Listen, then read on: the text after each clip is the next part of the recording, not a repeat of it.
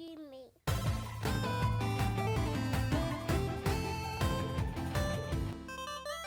Welcome to another episode of the We Love Gaming Podcast, episode 58. If you are new to the show, then what the hell? You're late.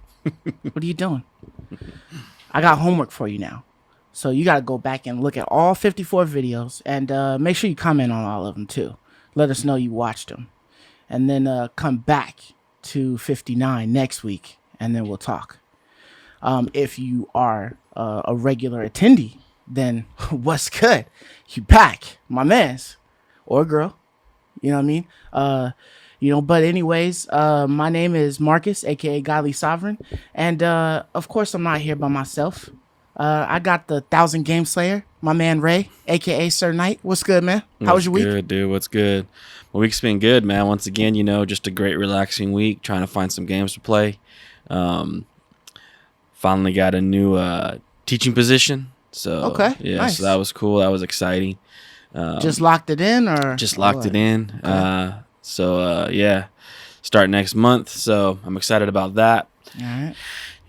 All that hard quick, work right I after did. the That was degree, quick, man. man. Yeah, real fast. No time. Yeah, gobbled up. Yeah. So that was exciting. And then just trying to find the next game to play. Yeah. I did commit some time to a game this week that I'll mention. Okay. When we get there, but still not 100% like solidified into a game that's like gripping me yet, like Disco Elysium did. But I'm getting there. I'm getting back to normalcy here. Okay. The hangover's fading finally. Cool. So yeah. Yeah. What about you, man? How's your week been?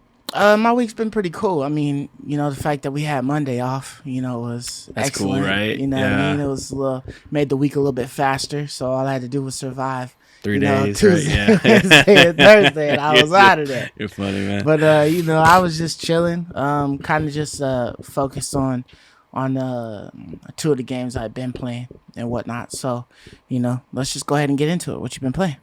Yeah. So, I started my week once again playing Persona 5 because Strikers? I wasn't really sure what to play.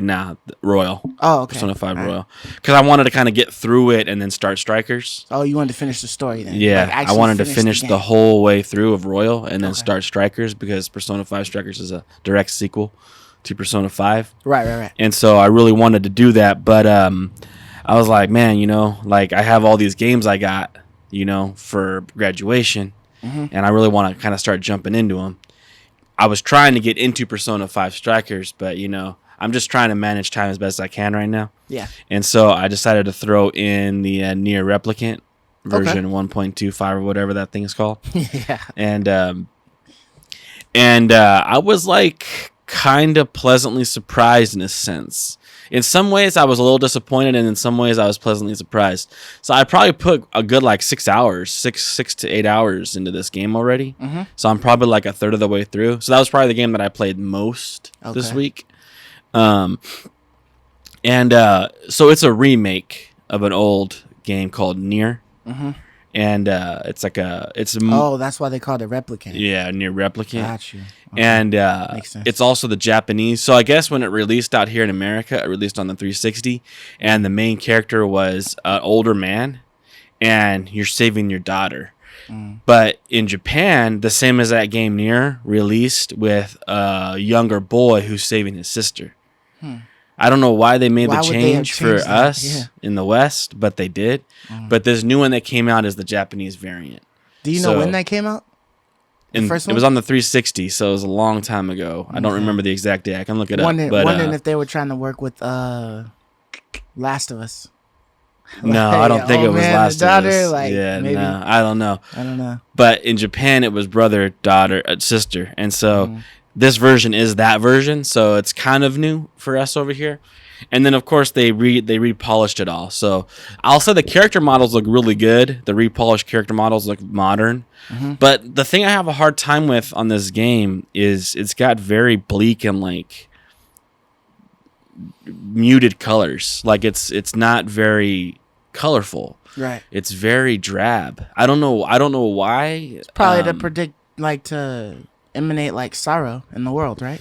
Maybe Because it's not such a great world that they live in, right? Well, no, it is now. It's in the future. It's a future world. Okay. So it's like, so I will say the game started off with a bang, man. Like the first 25, 30 minutes of the game is like super dope. Okay. Like super, super dope. And then it goes in this weird direction where there's a huge, massive time leap. So it's like modern day world. Think of it like the game starts off in like our modern day world, but it's like apocalyptic. Yeah. So like there was a nuke that went off or whatever, and everyone's just trying to survive. So like Last of Us style. Yeah. And so you see all the skyscrapers and stuff, and there's this kid. He's trying to protect his sister, and there's these shadows coming out of nowhere. I'm assuming these shadows are responsible for the apocalyptic nature of the world, and he's fighting them. And like you're like leveling up very fast, so like level 2, level 7, level 8, level 15, that's why level you like 20. it, 'cause it's so like you're like juicing really you up strong, quick. Yeah, dude. yeah, and yeah. like they're throwing all the abilities at you like one after another. So it's kind of like I think their way of introducing you to the game and like a tutorial kind of thing. Yeah. But it's very short, and you get like all the powers, and it's really like it starts off with a bang, and it's like really cool, and it's interesting. Like I didn't know anything about Nier. So this was all new to me. Yeah. And so that opening was like really cool, and I was having a lot of fun. The combat was really cool, Shit really drew neat. you in, huh? It Like, drew ooh, I'm me gonna be in. playing this for like It drew me- that long. It drew me in quick, dude. And then there's this time leap. 1,400 years or whatever. Like 1,400 years later. Yeah. And you're like the same kid and his sister. And I'm like, WTF? Like, what happened? Are So my now guys you're just trying to immortal? find out like what happened. Yeah, like are my characters immortal? Like what's going on? It's so weird because like they're the exact same characters. Okay. Same voice. Also, I will say the voice acting is really good in this game, and the music is really good in this game. Okay. And you're in like a post-apocalyptic world that's like now medieval. 1,400 years later. So you see like the remnants of broken bridges and stuff in the background. People are just living and surviving. Yeah. And now like our civilization is just like the ancients, You got the set old back. ancient technologies. They talk about like us, Right. you know, and how, you know, we're like mystical now, you know, like the old ancient ruins and technologies. Man, we can't even read their books. You know, how intelligent were they? Kind of stuff like that. And so it's not like a post-apocalyptic anymore. It's lush, it's green, like because you know the world, you know, goes on, the planet goes on after we're gone, Right. and so, but it's still like very muted coloring, like drab, and blocky because it's an old game. So like all the graphics are very like buildings are very blocky.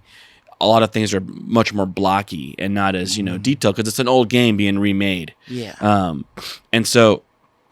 But the combat was so fun and so awesome that it kind of like made me look past all those old gen kind of like issues. Yeah. We've talked about old gen versus new gen many a time. Yeah. And so I was playing it through. The boss battles are pretty epic, pretty neat. They're like bullet hells because like they shoot a whole bunch of bullets out at you, and you're kind of like, but what's cool is you can cut them up. Oh, okay. So you can actually like destroy them. Yeah. Or you can even shoot back and destroy them yourself, so you don't have to like dodge them. You can Cool. just swipe through them. Right. So that's kind of a neat mechanic. So I was really enjoying it. I got stuck at one point in time. Had to look up a guide to see what I was supposed to do because I had no clue what I was missing.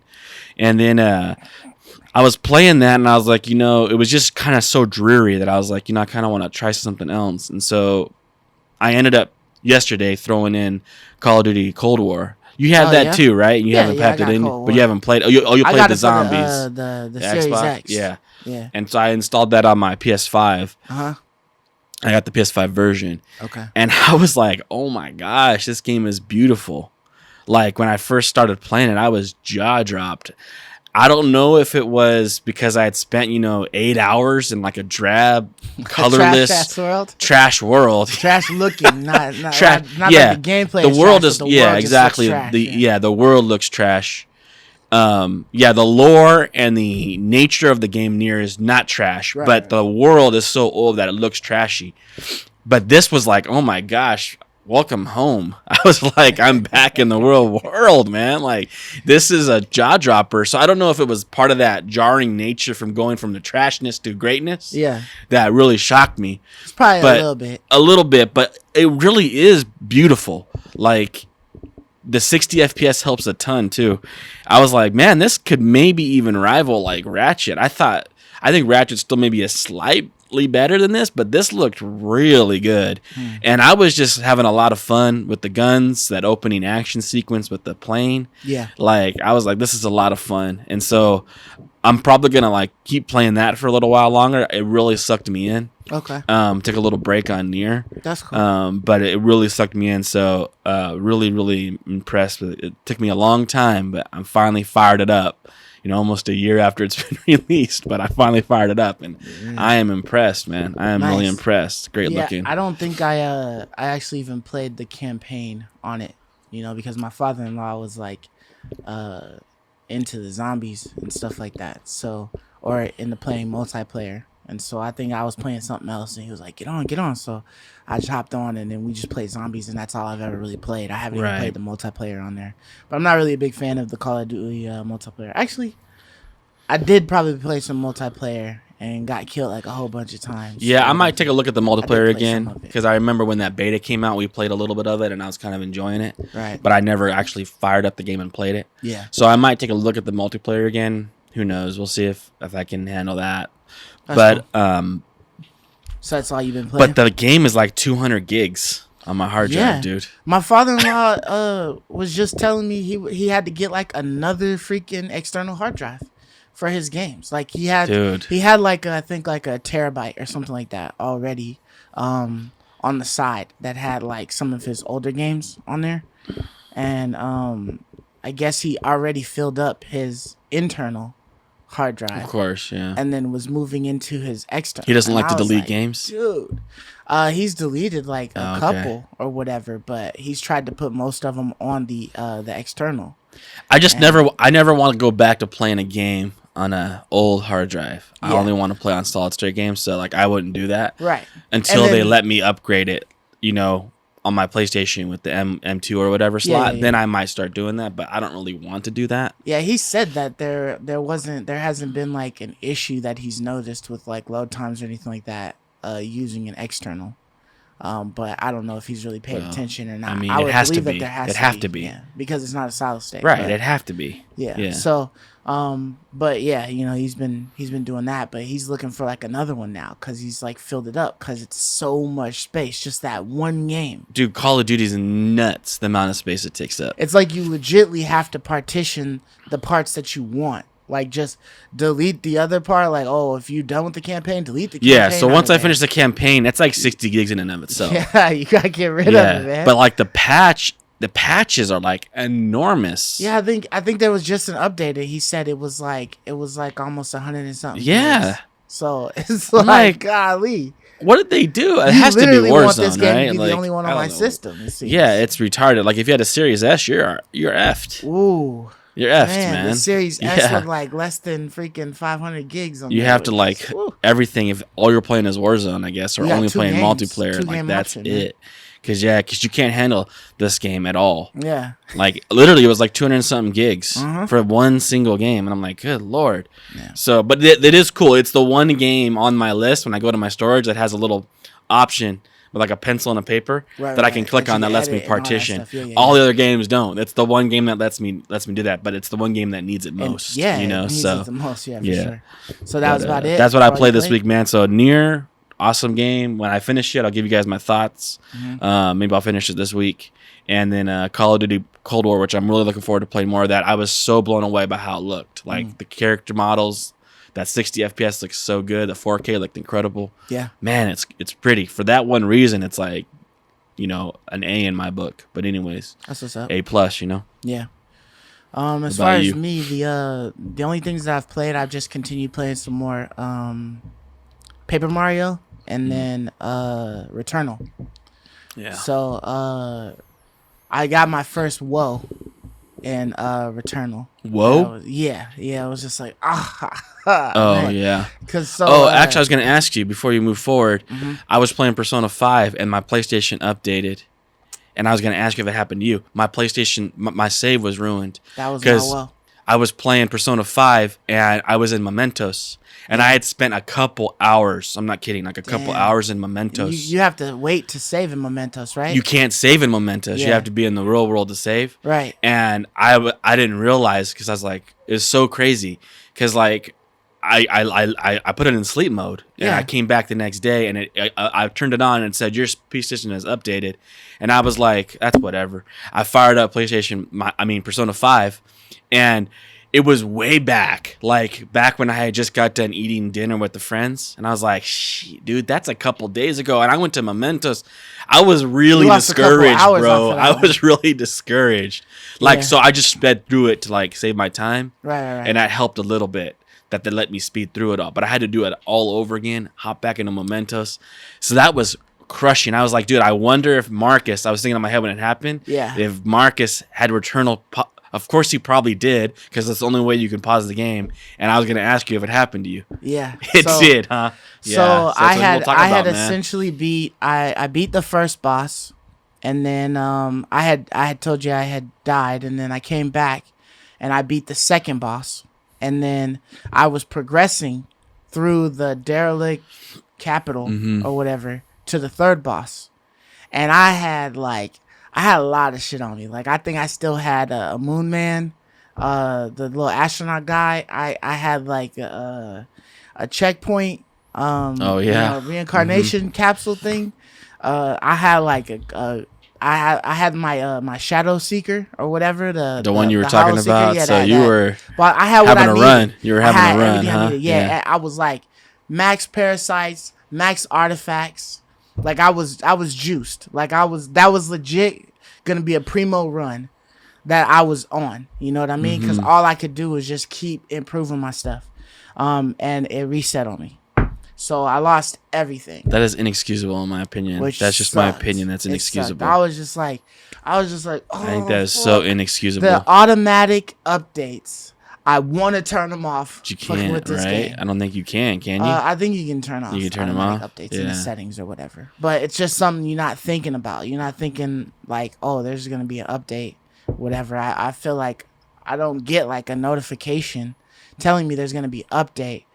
Do I want to? They don't tell you early, no. Yeah. So well, because Returnal's the only game that has this issue. Yeah, so they're not going to be updating you just if you're playing Returnal. Right. So I started up again, and I found out that there's not. So your gripe about going and like dying and then having to beat get to the boss again or whatever was just like the length of time that it takes to get there, or like what was it? Was it something specific, like getting your proficiency up again to match that? Yeah, getting everything back again that I had. That's my gripe. So to have to do all that over again. So what I've noticed is that at least for the derelict chapel, I haven't gone, or capital or citadel or whatever, I haven't gone back to the second world. Right. So if you're in the first biome, there's actually roadways that you can go that will get you to every area that you would need to go to for like the future biomes. So like you would just to get to like the third biome, you could just grapple hook in an area to grapple hook you all the way. Not the gates. The gates would take you one place at a time. So there's actually like roadways that you can go into. So, to go straight. Yeah, I know. Yeah, I realized that. There. Yeah. So basically, like I was going. So you could skip all the way to 3. Yeah, you could skip all the way to 3 without having to do anything. Yeah. You know, I mean, a little bit to get to the room to get there. Whatever. So I ended up doing that by accident, and I skipped there. So when you get to like the third place, the derelict citadel, and you go down the tunnelway. Once you get to the end, they give you like a consumable item there, and then they also give you a weapon proficiency. Now this one is a random weapon proficiency. It basically states that it'll give you like a varied amount of weapon proficiency. But what I've realized is that every time you collect it, it gives you up to 9 weapon proficiency. So I guess it sets you for what you should have. What about your health? By the time you get there. Now, your health is the only problem. Okay. Your health, you have to, like, I found that I have to play through the first biome to collect as much health as I possibly can.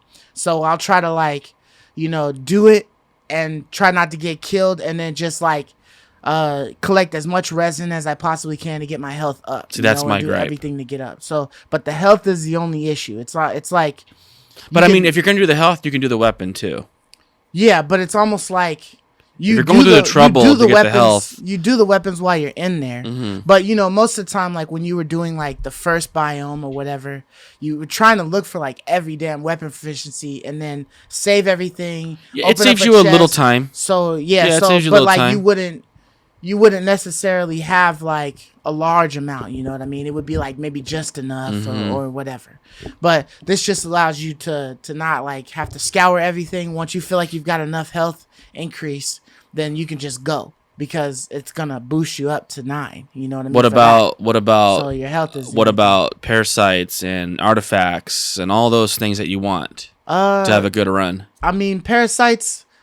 Sometimes you know because they're RNG. Sometimes you get a lot of parasites and sometimes you don't. Sometimes no, I'm saying like they don't. The game's not giving you any free of that. No, the only thing free they're giving you is proficiency. But there's in the Derelict Citadel, there's always a portal that's to the right of it that seems to offer you a parasite or so on there when you come in through that way. Okay, so they give you one free parasite. So they give you a parasite, they give you some other stuff, but you will come across parasites. Yeah, in Biome 1. Of course, yeah. So in Biome 1, as you're looking for health. You're looking for your health. That's what I'm saying. You're just recollecting everything because that dope run you had, you're not going to be that strong.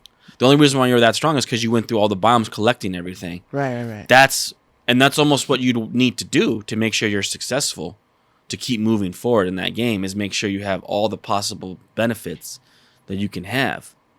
I guess to try to get like more to beat options. The game. I guess to get more options because I managed to get to the third boss, but the third boss was just taking me out. It's like a lot. I don't know. So I'd probably have to do like the first biome, complete it, and then maybe do the second biome and just never touch the bosses. Yeah. And see how that goes. But that's a really long run. I know. So that's what bothers me. That's always been my gripe. Yeah, I don't want to keep shitting on Returnal, but that's just my gripe. I think it's a great. I've said it already. I think it's a great game.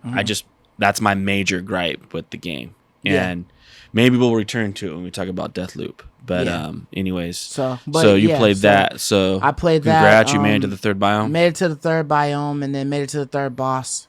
I had the checkpoint terminal, but I just couldn't get him. I was just got. So I don't know if I needed more than what I had. I think I went in with like 14 weapon powered gun or something like that with my Hollow Seeker and stuff, but. Probably have to do some more exploring or whatever on that one. And then just played some more Paper Mario. But I'm having fun with Paper Mario. The story is cool. You know what I mean? The gameplay is fun. It's always a little fun game to play. And then, you know, Returnal is Returnal. Right. You know? So that was a brutal reset that I had because I was feeling really good about that run. Especially because I had everything full. So it's just like pick and choosing what I want to get rid of now, you know, over other stuff or whatever. But it was cool, you know. I don't know how much more time I'll put into it.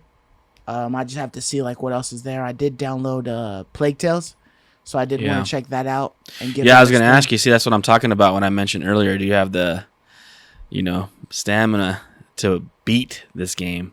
Yeah, like, I think it demands a lot. You know. Yeah, I mean, I want to beat it. It's just that I have to check and see how much time I've actually put into it. But once other things start coming, then it's going to be one of those that I could easily put to the side because it's not like a story that I'm cutting short of. You know what I mean? It's not something that I know that I could, if I just play like 4 or 5 more hours, I'll finish it. You know what I mean? Yeah, this is one of those, it feels like an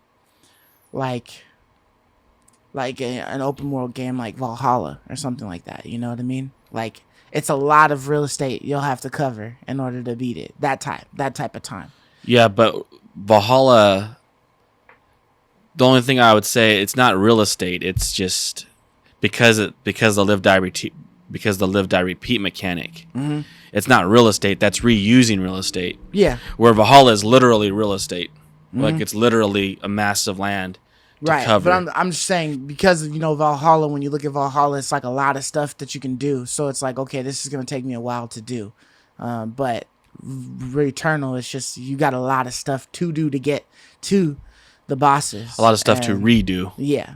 But Not you to still, do, but regardless redo. if you didn't redo anything, Yeah. if just to get to the boss takes like 3 or 4 hours or whatever, maybe. Yeah, I know. So I know. it's a lot. Just I in know. that sense, it's a lot Yeah. to do. Yeah. And the redoing just doubles and triples it. And, you know, And so that's so that's fun for you, redoing everything? You wouldn't change that mechanic? It's a challenge. I would definitely change the mechanic, but I mean, taking the game for what it is and taking it with a grain of salt. Okay. It's a fun game. It's just tough. And do I want to spend all of that time on that one game, or do I want to move to something else? Is what the question comes to. So if there's something else that comes in, you know what I mean? I think like, damn, August is like Kenna, right? Isn't it August Kenna? Mm-hmm. I think so. So Well, August is also Deathloop, I think. Like, August is a lot of things in August. Yeah, we'll talk about that later. But yeah, so you know, it's just a matter of when something else pops up, when I'm gonna put it down and then give it back to you or whatever if you want to take. Oh, Deathloop is September. Deathloop is September. Yeah. Okay. But yeah, so that's enough about the games that we've played this week. So let's go ahead and hit you with a couple of quick shots. It is a couple. So we have a little things. We got like big news this week and yeah. not a lot of little news, right? Right. So the first one we'll talk about is the Genshin Impact update, right? So this is like Genshin Impact 2.0. And it seems to be like they're adding a couple of more things. Like they're adding for the PS5, they're adding the DualSense features on there, which didn't have it before. And then they're adding a lot more story. It's like a DLC pack, yeah, a new island or a new city. Right. Like they have all 7 cities now. Right, with in an the extra game. story in there Right. and whatnot. Lots of new gear additions, which the gear looks pretty cool. The number one thing I'll say, it's kind of in relation to, I guess, like this whole upgrade debate happening, which is happening in the community. This new thing? Yeah. You know, what kind of started with Ghost of Tsushima, you know, and the charging $10 to go from the PS4 to PS5 version to get the PS5 features. Oh, okay. Right, like the adaptive triggers and haptic feedback and 4K. Yeah. I appreciate Genshin Impact. Sticking with their free-to-play motto. Right. Everything is all the upgrades too. Like they're not charging you. Yeah. I mean, even being free to play, they could charge you for those features if they wanted. Yeah. Right. Here's $10, and you can have all those features. No different than spend $10, you can have all these packs. You know, like they're letting us have all those PS5 controller features at no additional cost, and I think that's how it should be. You know, I honestly feel that way because we all spent the 550 bones to upgrade my console. That should be my price of entry into those features. In my personal opinion, that should be my cost of entry into it. Even for the people who are not necessarily stuck but weren't able to acquire a PS5. You know what I mean? If they wanted to keep playing some of these new games, right? PlayStation has given them the opportunity to play every new game that's come out damn near, except for like maybe 5, because they're all on the PS4. So it's like, okay, I buy these, you know, because they're out now, and I have like an anticipation that once I get a 5, I will be able to play these. And yes, you will be able to play them, but you're not going to be able to get You have no all of the features. luxuries of the PS5 and everything that you upgraded to on there. That's my which beef. kind of sucks. Yeah. I mean, Death Stranding is doing it also, charging you $10 Yep. for the damn director's They are. cut. That's like, one reason why I mentioned it too. It's like this trend now. Yeah. It kind of started with Ghost. It's like I think it started Sony. before that. There was another game that was trying to charge $10 for an upgrade. Well, every single one of the games. 2K. Remember 2K? Yeah, was on giving, Call of Duty, like, you had to buy another Call of upgrade? Duty Black Ops, but that was more so the next gen new price tag. I thought that was under the umbrella that it's time that games in general raised up $10, not charging you additional dollars for features, but that it's just time that game prices go up. Right, like but inflation. at the same time, I think because you know when 2K had came out or was announced or whatever, you know they had the Kobe Legendary Edition, and if you bought that one, you were guaranteed a level up. But if you got the basic one for $50, you did have to spend $10 to get the next gen's upgrade. They were charging you on that. Yeah, I know, but I was it wasn't always even the price. It was just I was like, always under the impression that that's because they were trying to push the $70 new price. I was never under the impression that you're paying $10 just to unlock the features on your console. I was always under the impression that it was part of the whole $70 game debate. Should games go up in price to $70? Yeah, that was the conversation being had. Yeah, as far as I recall, time. I know that they were taxing us with like the $70 or whatever price for the PS5 version of it, but I'm pretty sure that they were trying to do an upgrade charge on just the basic one. Like, oh, if you're thinking like, oh, you can get the $50 one and then you'll be able to just play it on the PS5, like, nah, you would. Yeah, I know, but I totally agree with that. I'm just saying, I think the whole premise behind that was because they wanted to make the next generation of games $70, just in general. Like, for instance, Returnal is only on PS5 only. Right? And it's $70.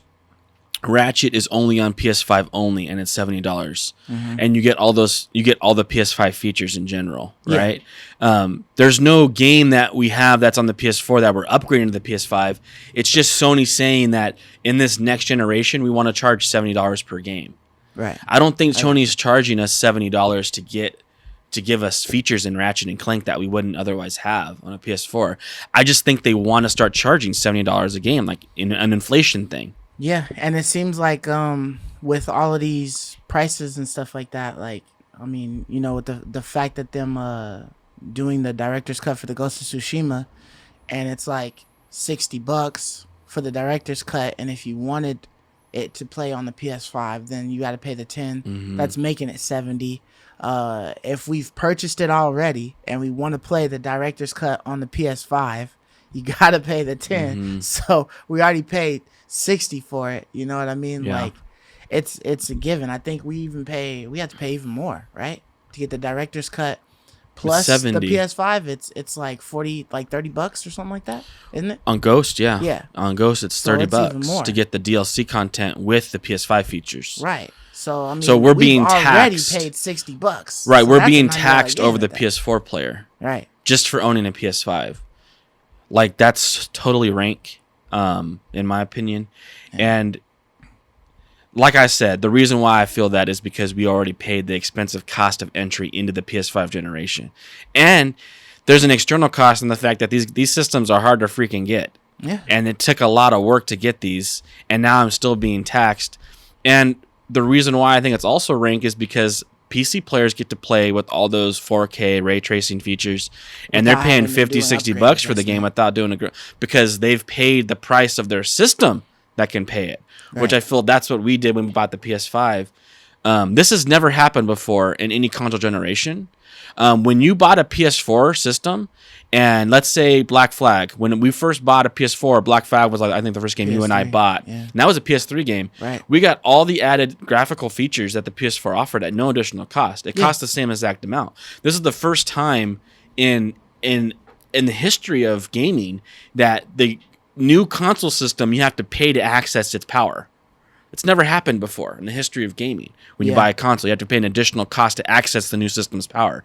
No, the cost was the cost of the system to access the system's power. That's how it's always been. Yeah. And so that's really a problem. And the only way it will change is if people don't buy it. As long as people keep buying it, then it's going to keep happening. Exactly. Absolutely. Sony has no reason to not gouge you if you're willing to be gouged, right? So we have to say no and just not buy it.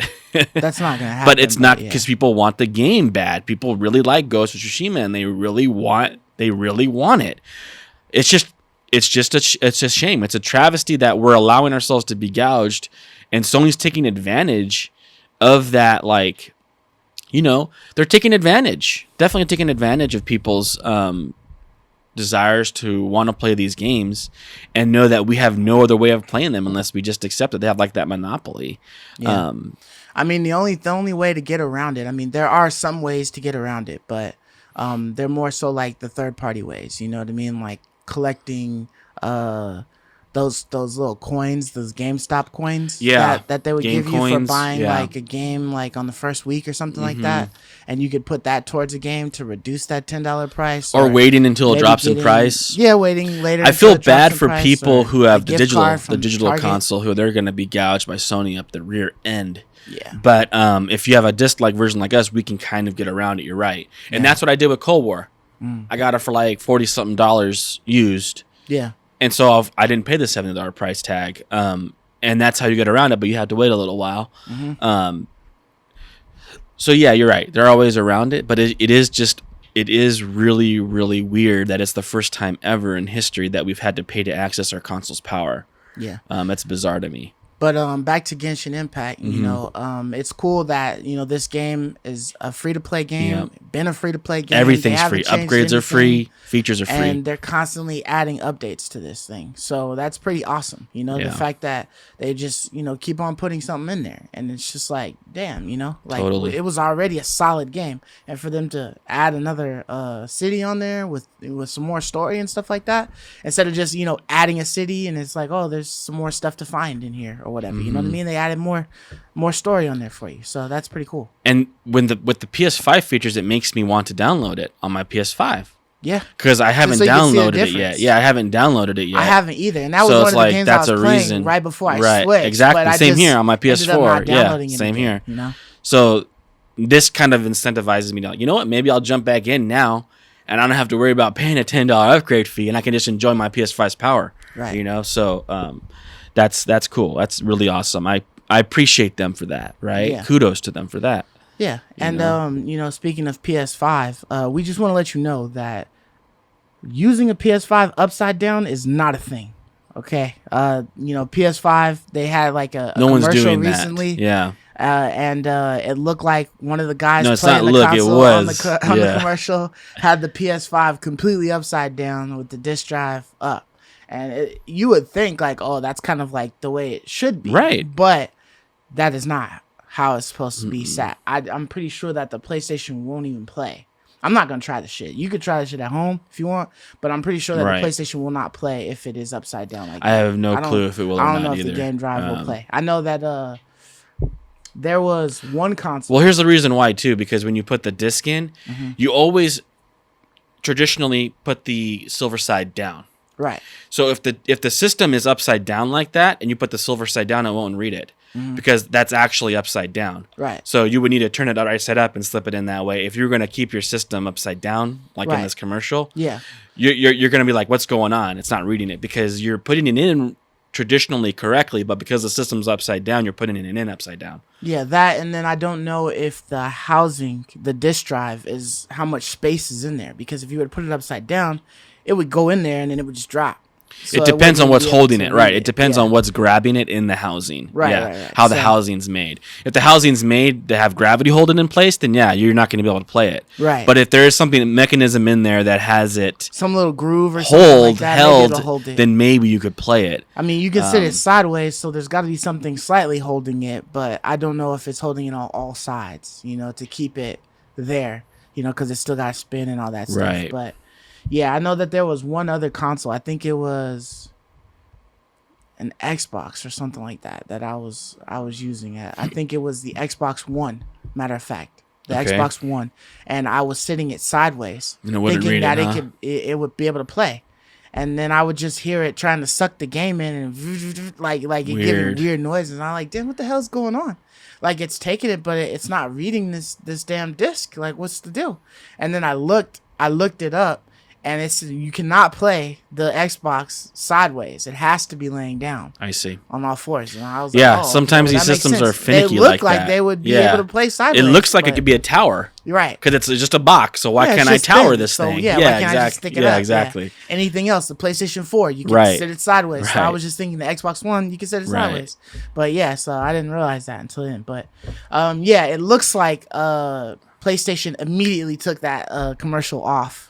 Off online. If it's anything like what you're saying, and it will not play upside down, then they don't want that out there. Yeah, because people will start copying it, right? That, and it shows how fake the commercial is. Like, right, those people weren't. It shows how fake the commercial is. You know what I mean? That dude was probably just staring at an empty screen, just like. When they click like all when they're playing the game, they're just pressing buttons. Like they're not playing anything. Like going mad on it's just a green screen, and they're shit. just putting a game on there. Yeah, even if you was playing Tekken or Street Fighter, or you wouldn't be pressing that way. You won't go in there like that, dude. You can kill. No one presses that way when they play a game. Nah, yeah. That's not how games are played, man. No one. That's not how video games are played. Yeah. But it's like what happened was they just got some interior designer, right, to come in and set the setting. Right. Set the living room. And up. she or he didn't have a clue on how this thing's supposed to be set up. Because I agree, when you buy this system, you're like, wait, which way is right side up? There's no way to know, and it is like intuitive to think that the disk drive is going to be on top like that, and you're going to put the disk in silver side down with it being on top like that towards the bulk system, because you think that's where all the innards are, right? But it's not. It's actually the thinner part is where the laser's at, and you have to put it in that way. So it's like totally confusing, which is why I just keep my PS5 in tower mode. Yeah, because that's the way that only is symmetrical. Like both sides are equal. Where like when you're putting it on its side like that, it's like this is weird, man. It's catawampus. It's doesn't make sense. Which side is right side up or not right side up? So I totally get why the interior designer did that, but that just goes to show you these people aren't gamers. Though. Like you literally have a stand for it to hold it sideways. They must not have used a stand, right? Because the stand will only go on one way. Yeah, right? How the hell are you putting it on the wrong side? They just slipped it in there and let it teeter on its own weight. I guess they probably just threw that bitch in there and was like, all right, action. You know what I mean, I don't know. But I thought that was interesting. People was like raving about it, you know what I mean, on Twitter. It was all over the place laughing at it. As soon as it caught wind, they took that shit right off. Because it is true. I think it is one of the problems Sony realizes that on their design system, it isn't clear. It isn't clear which side is right side up. No, I think they fixed that when they told you, here's the stand. This is how you use the stand. Yeah, but they literally give you instructions on how to use the stand. But if you think the stand is optional or something like that, because that's brand new. A stand is not something that's ever been on a console, inside of a console pack before. No, you can buy them separately, but not ship with it. Right. So someone could easily just assume, oh, this is just an additional accessory I can use if I want, but I'm just going to play it like I've always put my systems in. And a Super Nintendo, a PS3, Xbox Series X, it's obvious which... They put the pegs on the ground. Like, it's obvious what side is down and what side is up. It's not obvious on this. Yeah, they definitely didn't put pegs on this PlayStation. Like, it's not obvious. Right. It's clearly not obvious. There's no indicators apart from the stand to know which side is up or down on this thing. For sure. So... But yeah, so I'm sure they'll probably adjust that in editing and then get another commercial. They could just green screen it, right? Yeah. Flip that thing around. But that's actually it for all of the quick shots. It was a super 2-shot, and that's it. One of the chest and dome. Yep. 2 to the head. 2 to the head. But let's get into the main topics. So the first one we're gonna talk about is this AC Infinity, this Assassin's Creed Infinity. It seems like they keep throwing this damn name around. And I had that question for you earlier this week. Like, what the hell do they mean by this Fortnite-like? Right? We've seen like a couple of articles and they keep mentioning like Fortnite-like. And it's like, I'm thinking like, this Fortnite couldn't have possibly come up with this, this ever-changing world. I mean, you have MMOs that do that. Destiny has done that. I know. Like that's how I understand World of Warcraft has constantly changed their world. Mm-hmm. You know what I mean? So this isn't new. But I guess it's like, it's just another version. I don't know. Maybe that's because some of the new people in gaming can only compare it to Fortnite or something like that. But I'm not signing with that shit. Basically, this is like Assassin's Creed Infinity from what I've gleaned. And Ray, you can add on to this. Mm-hmm. It seems like it's basically going to be this world now where it's constantly changing, that there'll be things added onto it, a live subscription type of thing, maybe. I'm hoping it's not something you have to pay for. But it could be something like that, or just, they make their money like they do with Valhalla, with selling skins and stuff like that, but they're constantly adding things to the game, adding more and more stuff, adding different worlds. Right. But it seems like with the title AC Infinity, it almost seems as if this would be like the last Assassin's Creed game, right? Yeah, that's how I interpret this. Like, this sounds like we're done. This is it. This is for all eternity. They'll just forever expound this is on it now. Kind of like Call of Duty Warzone. Like, we're done. We're no longer adding new single player experiences, standalone single player experiences. And that's what saddens me, because that's what I've always loved Assassin's Creed's for. I've always looked forward to playing the new Assassin's Creed in the new world that they've created, in a single player story setting, just like Far Cry 2. Like, I've always enjoyed Ubisoft games because they've always been those single player AAA titles that I look forward to. And so this sounds like that's out the window now, and they're just going to be having one Assassin's Creed and they'll just add things to it.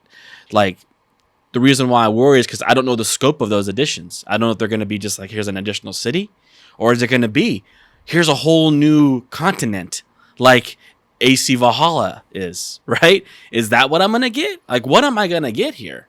So, I was watching a video of a guy talking about it. And I can't remember his name. The dude's name. But, anyways, when I was looking at the Assassin's Creed Infinity and hearing the information and stuff like that, this guy was kind of echoing the same thoughts that was in my head. It seems like Assassin's Creed Infinity could be like a glorious thing. Like, it could be everything we would want in an Assassin's Creed and more. Just for the simple fact that, like, okay, what if, like, this is speculation because we don't know what it is yet. But what if Assassin's Creed Infinity is like your own character that you get to edit and create unique to you, and then you have an animus that you go into, and then it's like the central hub where you're able to jump to any of the times that are available, and then you would take over a character from that timeline, or you would be a character in that timeline, and then you would be able to run. So, like, maybe they got a Black Flag timeline, maybe they got an Odyssey type timeline, maybe they have a Primal timeline or something like that, but maybe they have like all these other options, and they're just going to keep adding new timelines that you could jump into. I do think and then you can hop in and out. I do think that's how it will be, because that's what they said. It's going to have different timelines, different eras to explore. What I'm saying is the scope of each one of those experiences. You don't think they'll take their time with them? I don't think they're going to be as big. I don't think they're going to be as large as all of Egypt, right? Or all the Grecian islands that we got to explore. I think they'll be there. You'll have those experiences, the ship battles, probably pirate, probably all these things that I like. But I don't know if they're going to be the big epics. I don't know if each one of those things are going to be the big epics that I've known to come to love with Assassin's Creed. I just don't know, And how does progress look? Yeah, am I going to just level up for eternity? Like, am I just going to have a level 10,000 character 10 years from now? Like, how does that look? Am I just jumping in for a new experience? Because, when a new Assassin's Creed game comes out, you're collecting all new loot, you're re-leveling up, you're finding new sets of gear that you didn't have before. But in this, if I'm having the same character, I don't know how I would feel about, like, okay, I have this set of gear in that world and this set of gear in this world. That's kind of different. That's odd. Maybe I won't care. But I'm just saying that's another thing that's different than what I'm not accustomed to with Assassin's Creed games. And so I just don't necessarily know how this is going to look. Far Cry seems more like the game to me that would go in the more Fortnite, GTA Online direction, because it's like an open world where other people can, because it's I think it's more conducive to multiplayer than, because that's what makes Fortnite successful. That's what makes, because they mentioned here in the article, this is inspired by the smash hits of Fortnite and Grand Theft Auto Online. And what makes those games special? Well, really the large part about those games that are special is the online aspect of them. Right. Everyone's playing in the same world, and you can like mess around with people, join people, help people, fight people, other people. Where Assassin's Creed has only ever been a single player game. I mean, they had they had one intro into the series, Assassin's Creed Unity, where they let you play with friends and other people. That was the only time they did that, and they dropped it quick. I thought that was Brotherhood. Which one was Brotherhood? Assassin's Creed Brotherhood. I don't even know Brotherhood. I do know Assassin's Creed Unity though was multiplayer. Okay. Brotherhood, I think, is just like one of the entries into the series. Yeah, Brotherhood was multiplayer. Yeah, was it multiplayer? Mm-hmm. Well, Assassin's Creed Unity was also, that was one of the big selling points on Assassin's Creed Unity. I don't even remember Brotherhood. How old is that one? Like, what is that one? Brotherhood was in 2010. Yeah. So that's. But I do remember that one being where you were playing with like 4 other assassins online and whatnot. I don't remember Unity. Type Assassin's Creed Unity. In Assassin's Creed Unity, they had like all the assassins in the different color outfits. Like one was blue, one was green. Okay, yeah, group thing. I remember watching that at E3, watching them play with all the other assassins. That was in 2014. Yeah, I actually really liked Unity. Unity was not well received by critics and the audience, but I actually really, really liked Unity. I liked the world. I liked Paris, exploring all that. I thought it was like really neat. It was super dense. It was the first time they had like extremely dense populated cities. So there was like tons and tons of NPCs in the world. Okay. And so I thought that was really neat and cool. So I like they've Unity. already done it with 2 games. So. Yeah, but it's not the MO of Assassin's Creed, man. It's not their MO.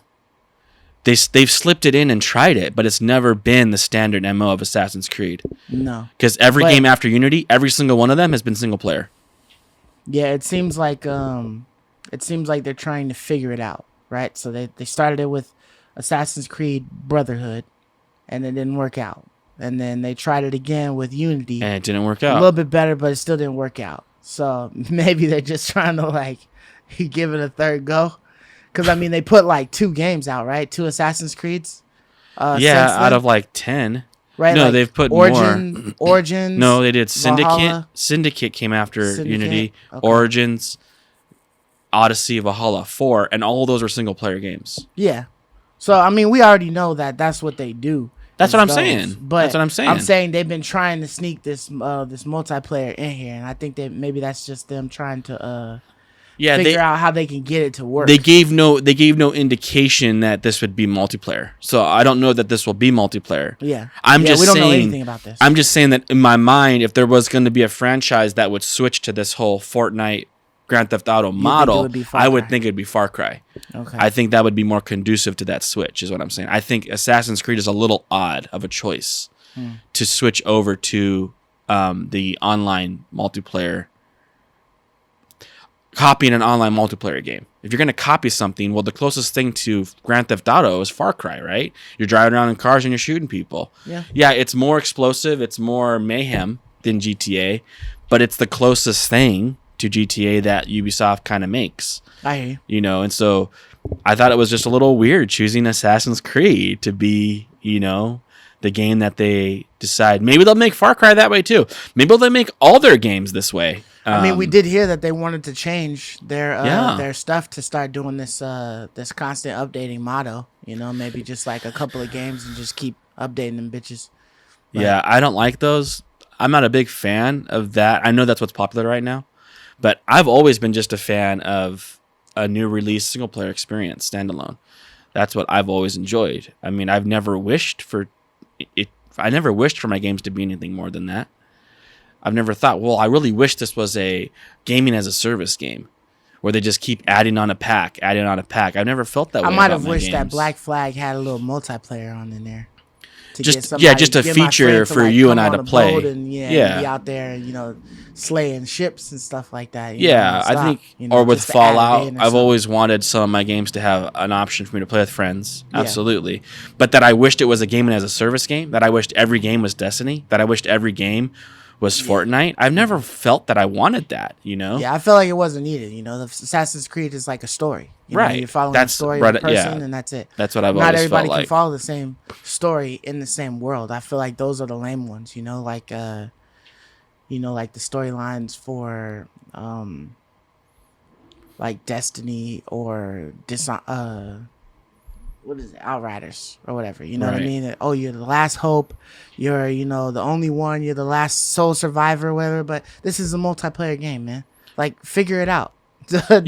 Say there's a squad of you, and the thing is, the reason why those games, I agree, why those games always have super shallow stories is largely because you're playing with your friends. When I'm playing Destiny, I'm chatting with you. I'm not listening to the story. Like, I'm chatting with you. I'm talking with you. Definitely, the story is the story is second rate. You know, like that's second on my list. I'm more worried about talking and chatting with my friends. You know, and so I think it's partly shallow on purpose for those reasons because they're trying to get a story through to somebody who's distracted. They're trying to get a story through to someone who's distracted. Where you're playing The Last of Us, your attention is entirely on the game. There isn't anyone else there pulling your attention away. Yeah, you know, and so I like those. I like, you know, in a sense, I like multiplayer games, but I also like my standalone, single player driven story experiences, and that's what I've always loved Ubisoft for. Ubisoft has always been that, and seeing them change direction may be better for their product line, their money, but it may not be what I like in the sense that, you know, I might stick with them or not. I don't know. I have to see more. I'm not writing off Infinity. Yeah. I'm just a little bit, wow, this is a little strange. I don't know how I feel about this direction. Yeah, so hopefully we'll hear more about Assassin's Creed Infinity, you know, soon or in the next coming months or whatever, just to give us a better idea of what we should be expecting in this next part of the Assassin's Creed franchise. Hopefully they aren't done with the regular single player epic stories like you were saying, but if they are, hopefully they make it versatile enough that you could get that feeling. You know what I mean? When you play Infinity, even though there's, you know, different timelines you can go in. Like, you know, maybe you can go in a Valhalla timeline and it's a game that's the size of Valhalla damn near. You know, or at least a city or something like maybe. that. Like the only reason why I think it won't be is only because if that was the case, it's going to take a lot of years to build a game like that. Like, it's going to take a couple years, in my opinion, to build a world like Odyssey. You could probably Those are big worlds. You could probably take the world and everything that's been in there from the games and put them in this game to save you time, and then you just create a story around it. That would probably be what would take the longest, right? Oh, if you have like some what of the they've already stuff, built, and everything in the world, you already remember it, but it's a different storyline in that world now. Yeah, but what if we ever want like Watch Dogs, like a modern country? They haven't built that game yet, so they'd be building that from the ground up, and I would want that to be as epic as Odyssey was. I want a big sprawling city, you know, and I worry like, so if that's the case, if they go that route and they give us a big epic on this as an attachment, you know, a bolt-on, several different ones, you know, to this Infinity, then I would just think, well, then why not just release single player games, because it's going to take you years in between these big massive epics anyways. You're just using this as a hub, and then what are you going to charge me? $60 every time I want to, depending on how big the game is. My mind is like, they'll charge me $20 for an expansion, and it'll be some watered down version of you know, the Grecian islands, you know, just to give me new content quickly, you know. Yeah, but maybe they'd make their money back by all of the in-game stuff, and you don't have to worry about like shipping anything out or anything like that. Maybe there's other fees that are involved with, you know, the discs and all of that stuff, and creating a digital thing when all you got to do is upload it to the server and it's live or something like that. I don't know. Yeah. But you know, I'm definitely interested to see what they're gonna do with this and how it's gonna go. It's a beloved franchise, man. Yeah, this is one of those classics. Like, you don't really gotta know too much about it to just buy it. Right. You know what I mean? Obviously, you know, like we said, there was Brotherhood and like Unity and whatnot, and I didn't really, Syndicate was okay for me. I didn't really care it for wasn't Syndicate as that great. much. Yeah. But you know, so they have some hit or misses. Sure. But majority of them are hits. So yeah, we'll see. Absolutely. But on to the next topic. Nintendo, man. So for the longest, we've been getting all these rumors about this new console that could be like a Nintendo Switch Pro. Maybe give us that 4K dock that, you know, would give us the graphics that are so deeply needed on a Nintendo. At least to even compete and be able to show what third-party games can create. You know what I mean? On there. And they finally announced it. They finally gave it to us. The Nintendo Switch OLED version. With not a damn thing upgraded on that bitch except for the screen.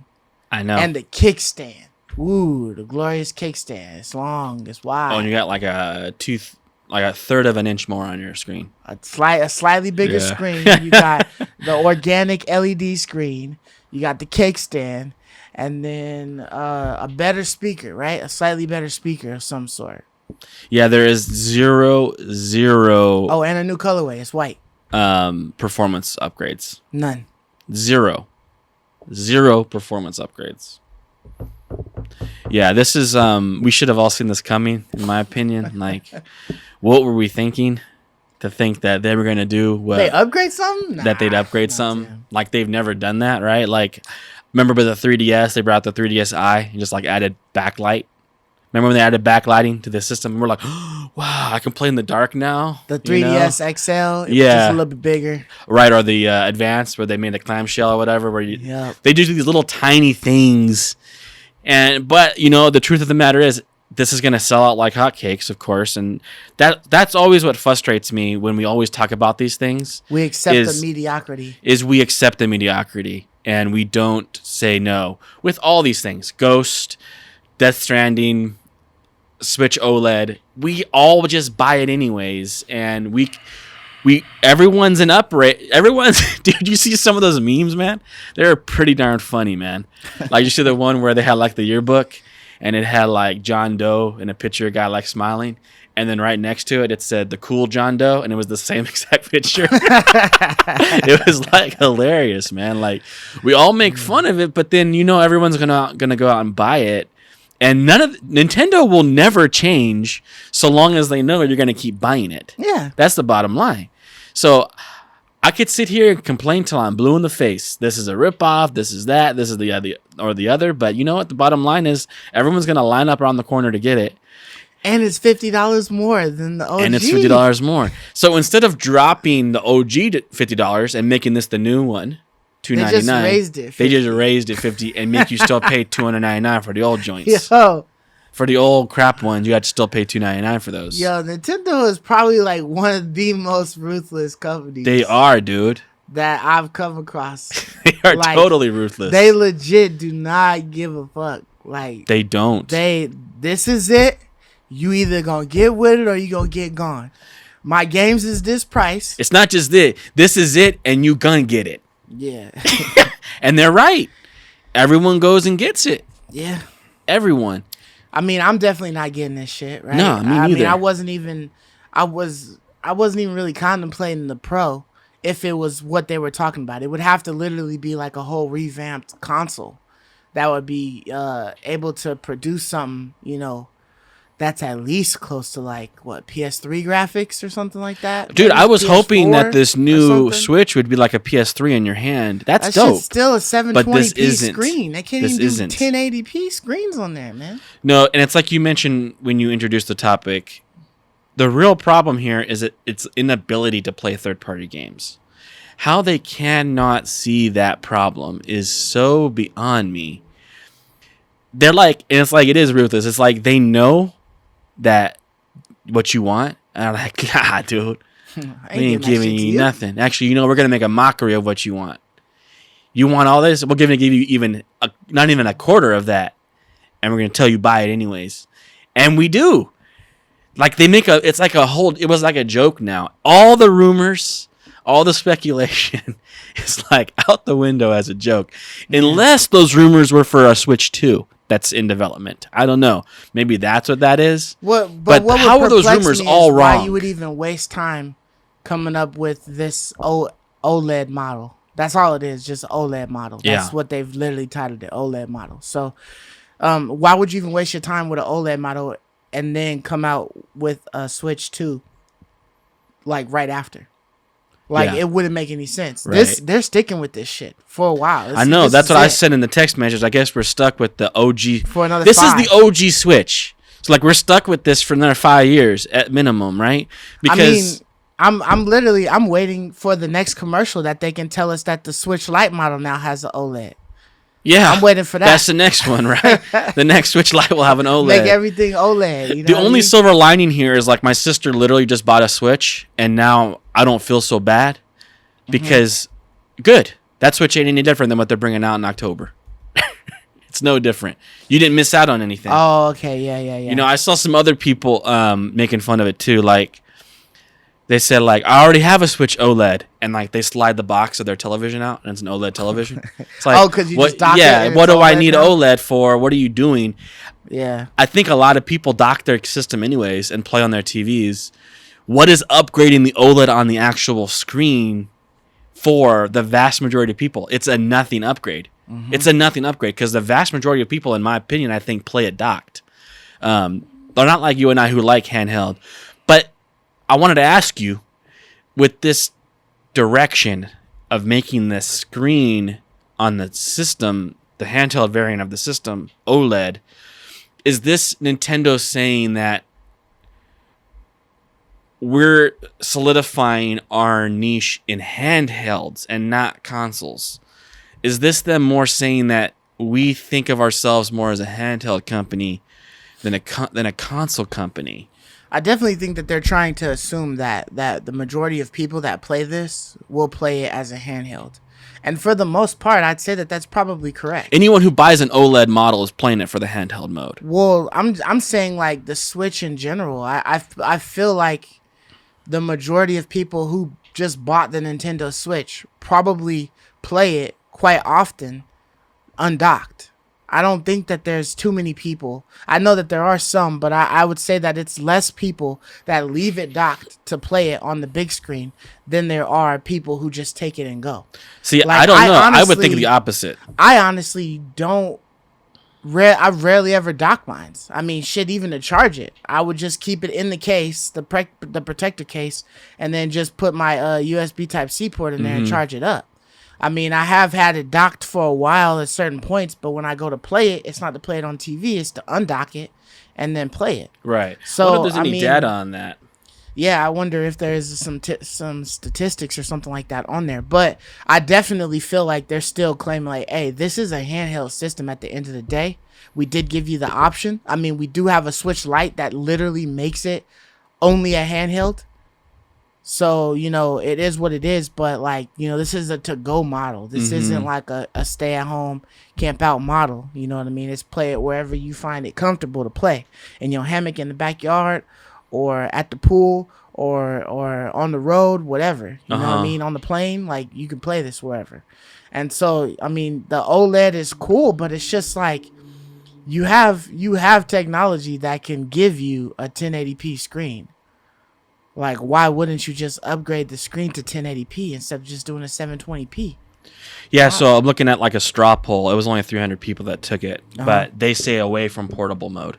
Away? Yeah, won. What's that the poll. percentage? It was 90%. 90%? Just playing it to Very go. high. Yeah. So, yeah, I guess a lot of people do consider it a portable mode. I wouldn't. I would want to play it, you know, if I was going to get like the base model, probably on my big television because it's going to look a lot better. But I own a Switch Lite, so I mean, I guess I fall into the handheld camp because I mean, you had both. That's though. the only way. No, I've only ever had a Switch Lite. Oh, really? I only have ever played it on a Switch Lite. Oh, my okay. only Switch is a Switch Lite. So, sorry, my wife has the regular Switch. Oh, she does. She has it. Yeah, I've never played on her Switch before. What's she play on there? She plays all the old Nintendo games, so like Super Mario World, So the online stuff, all the old ones. Like the NES, Super the NES. stuff you get for free by having the online thing, Your subscription. the pack that you can buy. The subscription service, the Nintendo subscription service. It's like $7 for 3 months. Yeah. So Yeah. but the Nintendo one, the Super Nintendo one that they have, those things. She All those plays old games. Yeah. Yeah, she plays those ones. Okay, so she's really into the The nostalgia, retro. nostalgia Yeah, the play. retro, very retro. She likes all those. I try to get her into some of the newer games, or Yeah. I try to think to myself. Like, she likes Mario Party, so that one's like for her. You And guys she play that likes together? Mario Kart. She plays that as well. Okay. No, we haven't played Mario Party since Super my Mario Party? graduation night. Okay. But she likes Switch. We've played Mario Kart. She likes those, so she likes all those Mario games. Okay. But when she's playing by herself, she's just playing like the old, you know, Mario games, the OG ones, NES, Super NES. Yeah. You know, that's what she's playing. Like, I've never played on hers. I've only used my Lite. Yeah. But sometimes that's like, I do wish like I want to play this like I play my PlayStation on my big screen, on a big, nice, pretty screen where I would want to dock it. Okay. But But yeah, like largely I would play handheld, I think. But I definitely think for those people who are only playing docked, there's no reason at all whatsoever for you to buy this system. And there's even barely a reason to buy it if you already had one. It's very little because you're paying an additional $350. Because you got to remember, all of us already paid $299 for our Switch. Right. Now you have to pay an additional $350 again for the same exact thing you have. So it's almost like you're paying $350 for a screen. It's not $50. You can't think of it like, oh, I'm only paying $50 more. No, you're paying $350 more for literally an upgraded screen. Mm-hmm. That's all. If you already own a Switch, that's what it's costing you just to upgrade your screen. Now, if you didn't own a Switch, if you've never owned one, you're like, okay, now I'm going to jump into the Switch world. Now maybe you might spend the $50 because Nintendo's forcing you to spend $300 no matter what you do. Yeah. So maybe it's $50 is worth the LAN cable and the better kickstand and the screen and the better sound. Mm-hmm. Maybe that $50 is worth it, but it sure as hell ain't worth it if you've already got a Switch. It isn't because you're paying $350 for a screen. Yeah. Yeah. So I mean. And I will say they are letting you buy the dock. By itself. Yeah. Which Mark is like almost like $50 or something like that, right? Or $50 or $60. I don't remember the price of the dock. What was it? But really, it's not even that great.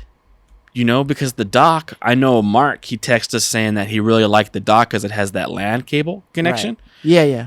You can plug in an Ethernet cable to it now. But you know what? They got rid of the USB port. So there's actually people complaining also for that because people oftentimes use the USB port to add external LAN controllers and stuff like that too. Yeah, or like they would plug an external LAN like an adapter. Okay. And have a LAN port that way. Yeah. Or you can unplug that and plug a GameCube controller into it. I'd rather have the USB, I think, in my opinion, because you can have a LAN port with the USB. Just buy a LAN port adapter, right? It's $60 for that dock. It's $60 for that dock. I like the colors. The colorway looks good. White and black. Little hints of black. That's would look good next to my PlayStation now. It matches my PlayStation, yeah, right? I mean, it's it's pretty. Aesthetic. Yeah, if you wanted that aesthetic. But you could get some skins on your old Switch real quick. You could get some skins. You could probably just buy the new. I'm just trying to say there are some. I like the way it looks. Yeah. I think it's cool that they have a new screen on it, but I don't think it's cool that they're asking you to buy it again for $350. Yeah, I mean, I think it's cool that they got the new kickstand because the first one's trash, was garbage. It's worthless. Ass. I know that. Yeah. It's like. But how silly a kickstand? But yeah, it's like. Damn, man. And that's a feature they brag about. It's like, it's a freaking kickstand, dude. Like, that's not what everyone wants. It's not that they bragging about it. It's that they trying to sell it to you. That's what I mean by bragging. Everything that's new. Right. So that like, hey, these are the differences. They're selling it like it's some dope feature. But these shits is different. This ain't the same kickstand. It's a regular old kickstand. You know what I mean? Same battery life, supposedly. Same everything. But is this the same battery life as the second version of the Switch? Because remember, we had that slight upgrade where the screen was a little bit better and the battery power was a little bit better on the Switch. I think it's the most recent Switch. So same as the most recent Switch. So maybe that would be like another reason. But like I would legit, like I have an older, the first one that came out. So I would legit have to go on like OfferUp and then sell mines for maybe like 200, maybe probably like 200. I probably couldn't get it off for 250, $50, less the retail. So I probably have to sell it for 200. And then to buy this, I got to cough up the extra 150 plus the tax just to be able to get another one for an upgrade. Like, I feel like it's like, damn, you know what I mean? Like, I literally bought my Switch like right before the other upgrade that had came out with just the battery power and the screen. So I missed that wave, and this it just doesn't give me a reason to want to get it again. You know Absolutely what I mean? not.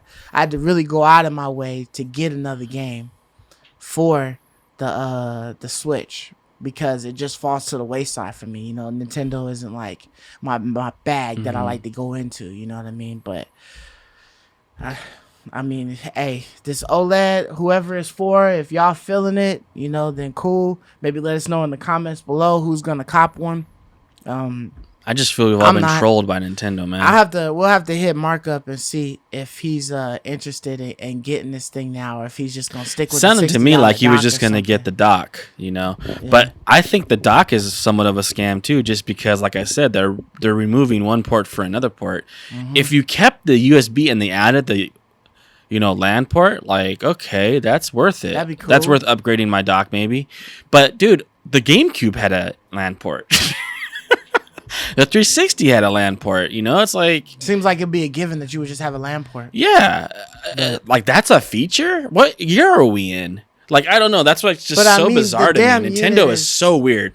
They're, like, so comfortable just being old and trash. But honestly, like, I don't know if there's anybody really playing, like, Call of Duty or something like that would require online, to be able to play. Maybe, you're playing Mario Party or something like that, Mario Kart, but I don't see it being, like, an extensive lag on your internet. Like I know, what I'm saying is I don't know why you just wouldn't include it. It's a super simple thing to include. Why are you not doing that? Why? I just don't understand Nintendo's thinking. Yeah, I feel like if the LAN, I'm not too sure about the specs on LAN ports, but if LAN ports have power in it, I feel like there might be some type of an adapter that would give you like a USB Type C.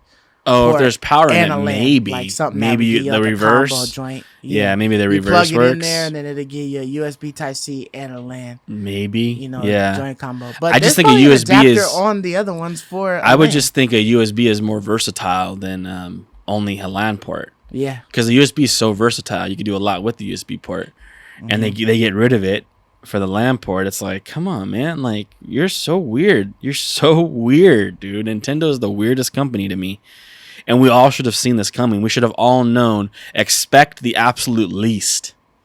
Don't expect the most. Expect the absolute least. Yeah. With Nintendo, anything new, expect the absolute least. Expect a colorway. That's your upgrade. Expect a new colorway. That's all they're gonna give you, and you're gonna buy it. There was one guy I was watching, and he was excited for the Nintendo Switch, and he started off his video. He had 10 Nintendo Switches he's bought. Every time they bring a new one out, whether it's just the Link colorway, he buys it. Damn, it's like, he's snap, really dude. Fan, huh? Yeah, but I think there's a lot of Nintendo people like that who, whenever the new model comes out, whether they buy it or play it or not, they buy it. And I'm just like, this is so weird to me. You can get a Nintendo Xbox Series S, a souped up badass CPU, and a solid state drive for $300. And have access to Game Pass. You leaving out of there $350 with taxes. You're right. I'm leaving out of there $350. It's even more than a Switch, a Series S, man. That's so crazy. Because that Switch gonna be close to $4 after taxes. It's gonna be like about $380. That's nuts, man. $385, something like that. You got to add for $30 on top. Damn, it's gonna be $370 on you, man. Woo. It's nuts. I don't know, man. I just like. My only suggestion is, like, don't buy it, please, to our audience. But I know there's a lot of people out there, man, who are going to buy it. If y'all want a LAN port, man, Walmart got them right now. $9.64. $9. Okay, there you go, right? There you go, man. You get you a USB LAN port for your old ass Switch. And there you plug have that in. Right. You could probably get you a USB hub at Walmart for about $5. With a 2 or 3 extra ports. Boom, plug that in, plug that other one in. You got your LAN, and you got a couple extra USB ports. You gravy. So way to go, man. You don't need nothing. Don't spend $60 on that new dock. Man. But, hey, is what it is. Let's move on to the next thing. Our biggest topic of the day. Yep. It's the PlayStation State of Play. Almost rhymed. But there was a lot of things on here. The first thing I want to ask you before we get into the games is, how did you feel when they did their little like pre-show announcement that it's going to be just indies and like third-party games? When we were all kind of like sitting back and hoping, for like God of War and for Horizon Forbidden West, and they came out and they say, nah, just indies and third parties. What did you think about that? So like, I had heard about it like when they had first announced it, which was I think like Tuesday. I think they announced it on Tuesday that it was gonna be this Thursday. So that's why we couldn't report on it last week. Right. But basically, I was like, damn, maybe they fucking with us. Maybe they just like bullshitting, right? Like, and they'll be in there. Like as a bonus. We've been hearing all this stuff about God of War. Like none of all of those rumors from everybody and their mom couldn't be like false, right? Like we have to hear something about God of War, like Ragnarok, like soon this week, yeah. Right? I don't know, man. It seems like maybe all the rumors were just like far-fetched. Maybe these are all set for the next actual PSX event. Maybe that's the actual event that was mentioned, because it was never specified. We're just assuming it's at the next one. Oh, this is the next one, but maybe this ain't the actual event that they talk about is the next one. Maybe they saving it for a coup de grace for PSX. Maybe this isn't categorized as an event. Yeah, it's just a showcase. It feels like an event, but I guess it's not an event. Where like a PSX would be an event. Yeah. And like there's more rumors out. Well, no, there's gonna be like an event in August. Right. And it's like, man, I'm almost like I'm done with the rumors, man. Just wait until it comes from Sony's mouth. Right. But right, it's like all these rumors are wrong. Really? I was disappointed. You know what I mean? I was at the same time I was hoping that maybe they sneak in like a one more thing type of a thing or something like that, and they do show us a little clip of Ragnarok, or maybe they just on some other stuff and they drop like a gameplay trailer, that's outside of the state of play. You know what I mean? Like afterwards or something like that. Like you thought you was missing God of War, got you. Here you go, trailer. You know what I mean? But the fact that all they showed us was, a couple of new things, but majority of stuff we've already seen and knew was coming out. Just more of what we've already seen. Yeah, it just kind of downplayed the state of play. Like, damn. Like, this shit wasn't... Yeah. It wasn't, like, what I was waiting for. It was some shit I could have done without. Like, you could have tossed these trailers out on their own. Yeah, I agree on a lot of that. They didn't need no extra time. They didn't need an extra 30-minute block to be put all together. I think also I feel the same way, very similar to the Switch, that we got ourselves excited for something, for nothing, but also that we should have seen it coming at the same time. Like, because I think this is Sony's MO. They are always out to promote like their most recent or the game that's coming out soonest. Like, they're out to try to create hype for the game that's most immediately coming out, and that's Deathloop. And so they've done that. I would see. I couldn't, thinking about it, right? I couldn't see them stealing the thunder that they created with Deathloop by one last thing. Because no one's going to talk about Deathloop now. They're only going to talk about God of War, right? And, like, I can't see Sony doing that to Deathloop. Yeah, they probably didn't want to step on the toes. They didn't want to step on Deathloop's toes. And, like, we should have saw that. Because, like, oh, yeah, Deathloop is the next game coming out. They're probably going to want to hype that up. Yeah, because then what was the last game that they did that for? They did that for Ratchet, too. The last State of Clay was just basically 25 minutes of Ratchet. So, essentially... It is their MO, right? Essentially, like, when F.I.S.T comes out, there's going to be a State of Play for F.I.S.T. When there's like another one of those games, like when Kenna comes out, it's going to be a state of play for Kenna. Probably. Or a big chunk of it will be set aside for those games. Yeah, they're going to mention a couple of other ones, but what nothing they're going to hold the majority of time nothing bigger than what they're focused on. Right. Because if you notice, all the games they showcased with Deathloop were not as big as Deathloop. Yeah. So long as it's not going to outshine Deathloop's hype, then they'll add it in. So let's just go down the list of games just in case some of you guys did not see it. So the first one that they showcased was Moss, Book 2, and Moss is a PSVR game. So they had Moss 1, which was I guess like a really good game. I want to say that PlayStation gave us Moss for free at some point in time. Yes, they did. It was on. So I still need to play that. It was on the Summer of Games or whatever, like that whole Summer of Play or something like that. Moss was part of it. Yeah, so I know I downloaded. So you added it to your. I do need to try that because I heard that it was a good game and I do want to check it out.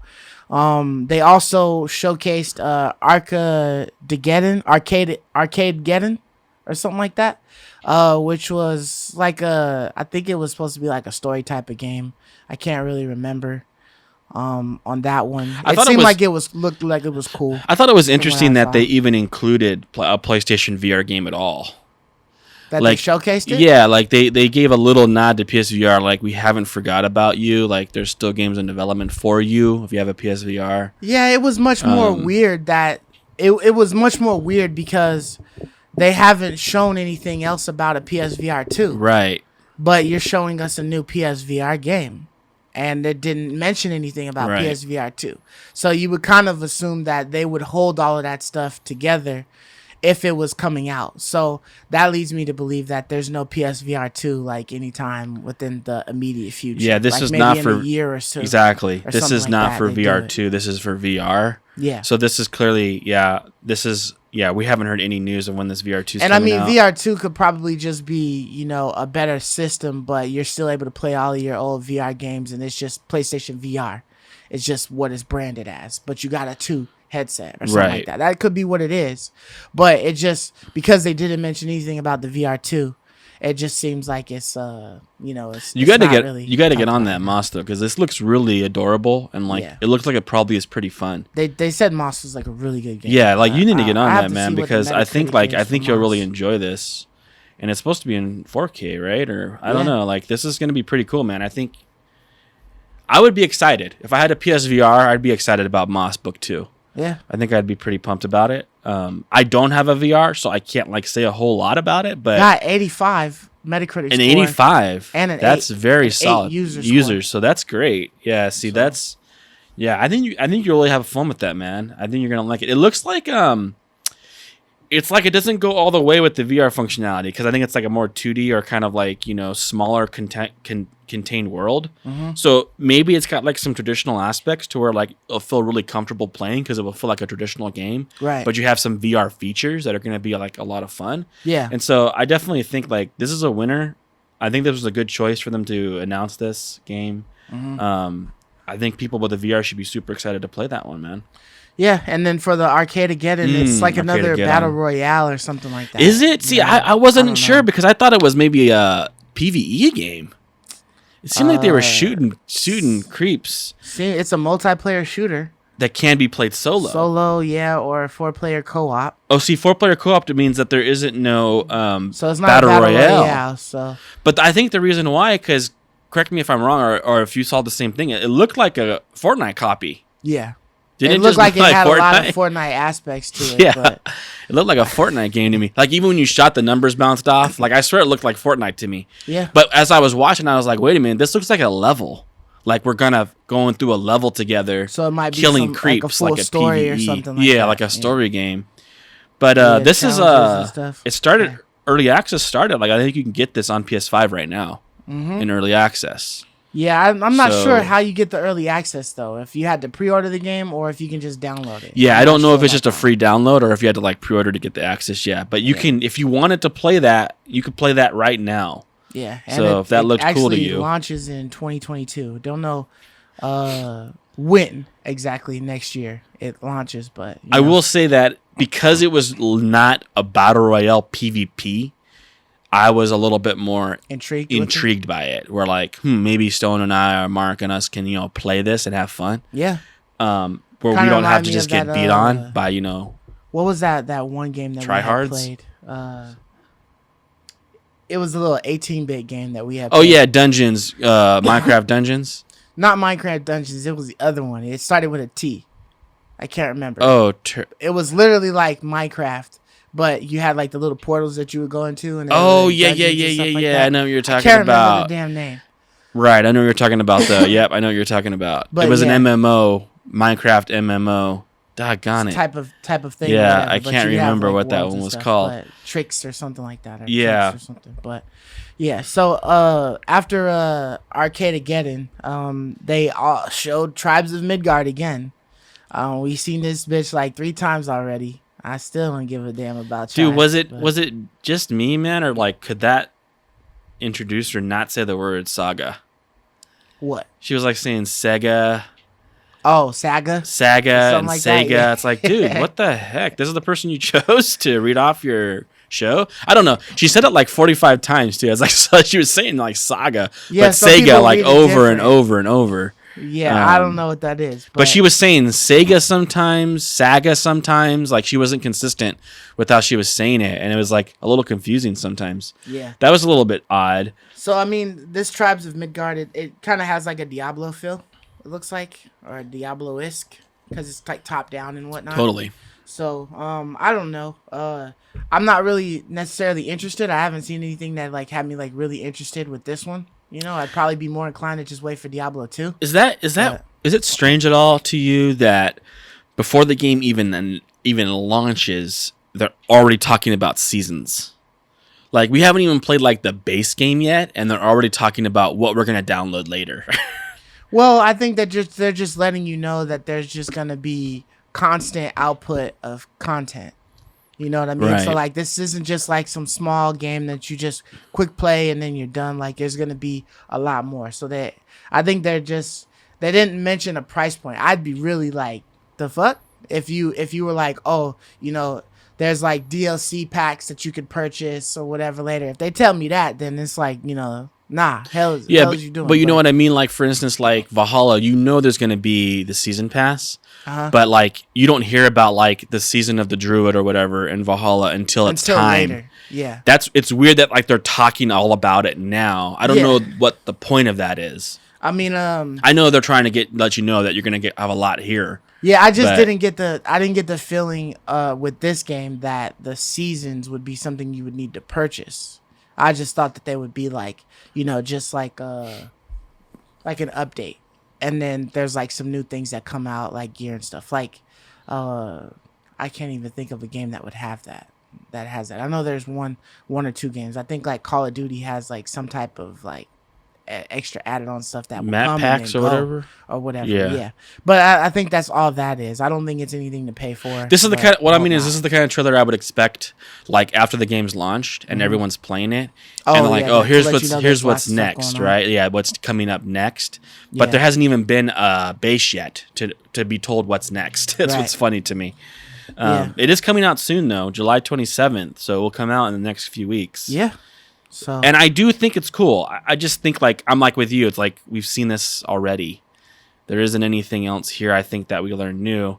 Of course, apart from them letting us know there's going to be post-launch content. Mm-hmm. But it's like, I mean, okay. Yeah. But it does look cool. I mean, because, it has that Diablo feel, and I love Diablo. So we'll see what's up with this.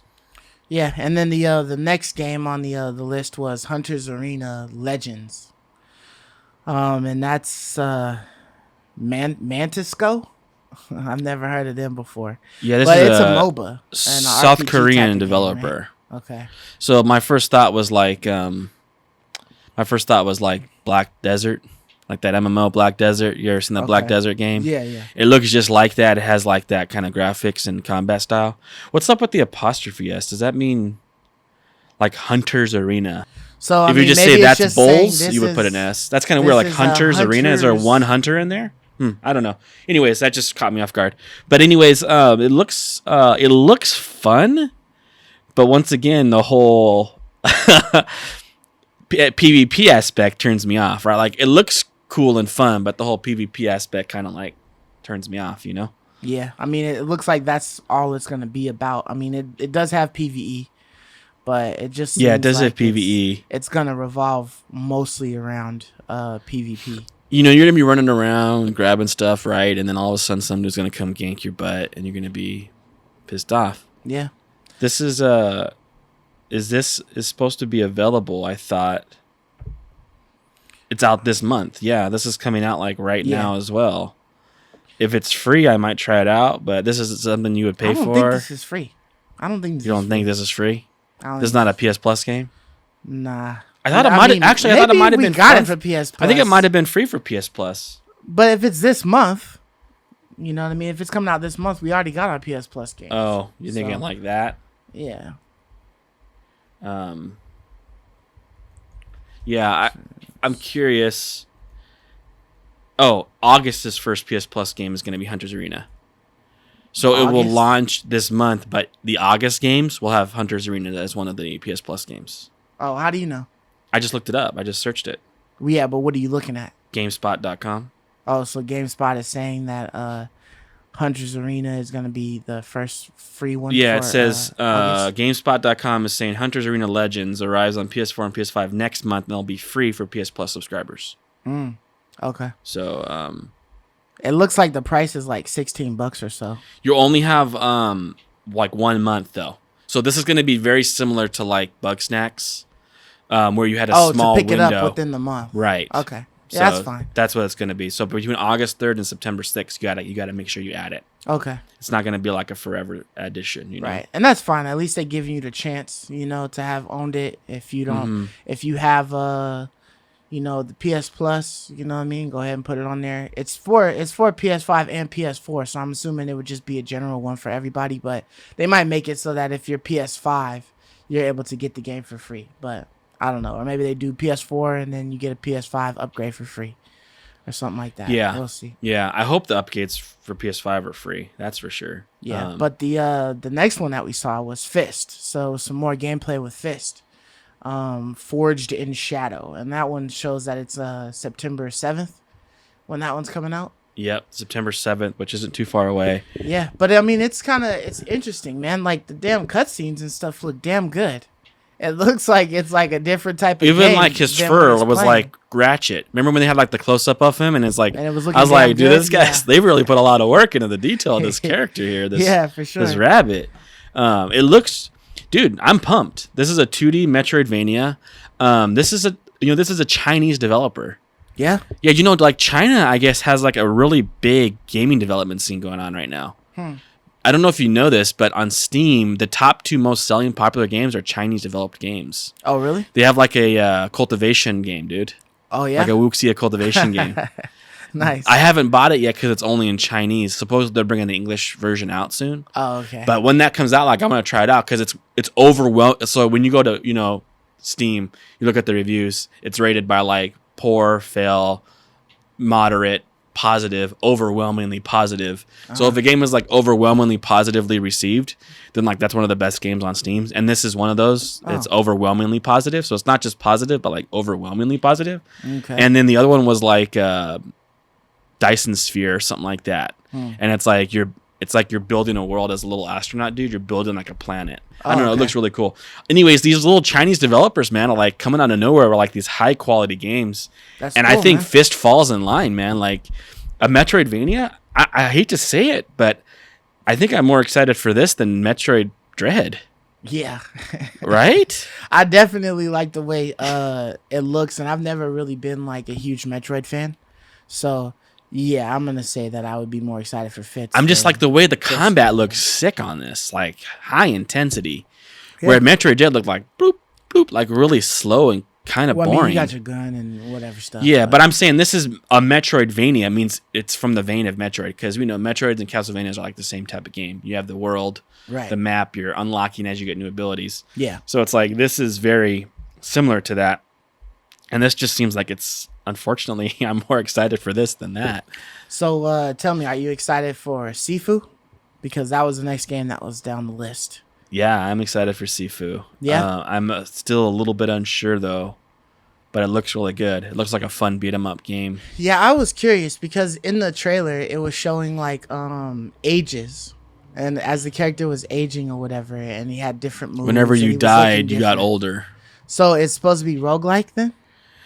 That I don't know, man. Like I and was is wondering, it when you die or is it when you get defeated, and then you have to come back? Or defeated. I'm assuming. Yeah, I don't know if you're like dead. That. Yeah, I guess you're defeated. Yeah, maybe you get beat up and they just throw you out and you come back as an older guy. Yeah. What I was wondering though when I saw it was like, what does this mean? Does my guy get slower or does he get? It looked like he was getting more badass as he got older. Does he get worse in some ways and stronger in other ways? Because as you get older, you may not be as fast, but you might be smarter. You know more moves. You're more deadly. You do less. You do less more. Output. Right. So it felt like I was trying to follow and see is the guy's changing the fighting style, and it seemed like it did change a little bit. Yeah, like he was it getting seemed more. Like his hits and his attacks were different and were as smarter, he got older. right? Yeah. And he was like more well versed. Mm-hmm. So what I was wondering was like, okay, when I get knocked out or dead, right?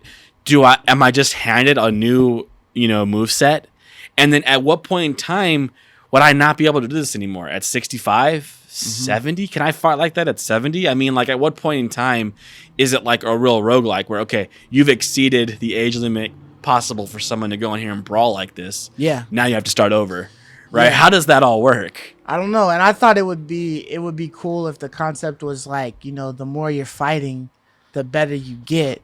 You know what I mean? Yeah. Like, as time goes by, you're going to get older, but you're also going to kick ass a little bit more efficiently Right. than if you were the young buck. Or that maybe you came in can't at. take as many hits next time. Maybe you kick ass more efficiently, but you can't take as many hits.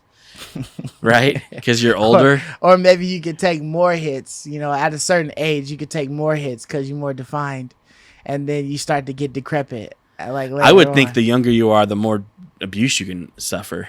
I don't know, because if you're like a teen, you can probably get your ass whipped pretty quick. Well, I don't But know if you're starting as a teen. He looked like he was I'm talking a little about bit like a yoked. man. He looked Talking like about he a was man. a little bit more, yoked when he was like in his like 30s or 40s. I'm saying I think a 21-year-old could take a much more of a beating than a 55-year-old. Oh, yeah, definitely. That's what I 55. mean. But I was talking about like, maybe there was like a slope, like a like a gradual incline, and then you hit down the again? peak, and then it's a down. So when you Maybe. start to get weaker, Maybe, again. yeah. But I am know. super curious how that age system works. Like, they didn't explain the age system at all. Nah. We're just speculating and we here. don't even know if there But is an age system.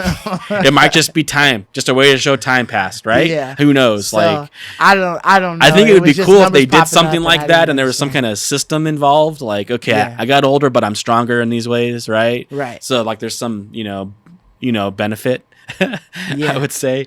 But it got delayed, bro. Yeah, to It was 2022, supposed to come out man. this year. It got delayed. It says early 2022, so I don't know if that's like January or maybe February we're or talking about something. like February or March or something. Yeah, I don't know, but The combat looks really, really well done, though. Right? it looks interesting. I mean, it's Feels weighty. yeah, in some ways. You feel it those does feel- punches, boom, boom. The dodges seem really cool and smooth. It just has a lot of style to it. Yeah, I feel like this would definitely Got a lot of need, swag. like 60 frames per second or something like that for this to look good. Yeah, this is going to be in 60, I feel bro. like in this 30, is going to this be in would look 60. It's not terrible. going to be in 60 on PS4, but on PS5 it's going to be in 60 FPS, and it's going to look really good. I don't know. Like I said, I think it has a lot of swag, a lot of style. I think it looks really good. It looks polished. Yeah, I'm Um, interested to see like I'm excited for it. really like what it's all about. You know what I mean? If I could see more of it, then I'll contemplate it. But at this moment, it hasn't like fully drawn me into like, oh, I'm looking for this and I want to buy this. You know what I mean? So I just gotta watch some more. Right. But how'd you feel about JETT, which was the next game that was shown there? I have some mixed feelings about JETT. Like, okay, we got to see more this time around than the last time they showed us this game, when it looked really boring as heck. But I don't like, once again, I'm gonna mention this word again, this muted, drab color palette. Like, it reminds me of like Nier in that sense, where like it's just, I don't know, I don't like that style. Uh-huh. But I will say this: the people who made this were the Super Brothers, and I remember they brought a game out many years ago on the iPad that was like a 10 out of 10 rated. Yeah. And I really wanted it, and I bought it, and I really enjoyed it. And one of the coolest things about it was the music. It had a great musical score. And once again, when you watched this, they toted the music was by Synchronous or something like that. Mm-hmm. And it had like a pretty cool, dope music style. And so the music did sound really, engaging. Yeah. And deep. But the gameplay, man, I don't know how I felt about it. So I mean, looking at this, right? This does It's No Man's Sky. It resembles No Man's Sky. Yeah. You're right. It's like a No Man's Sky clone It was in a even way. said on IGN or whatever on there. But I mean, like, if this is just like the original No Man's Sky, like, post mods and all that stuff, or pre mods or whatever, then I would say this is gonna be a bust. Like, it's just an exploration game. Like, Yeah. you need some kind of direction to go. I will on say, though, that I thought the worlds looked a little more varied than the No Man's Sky worlds.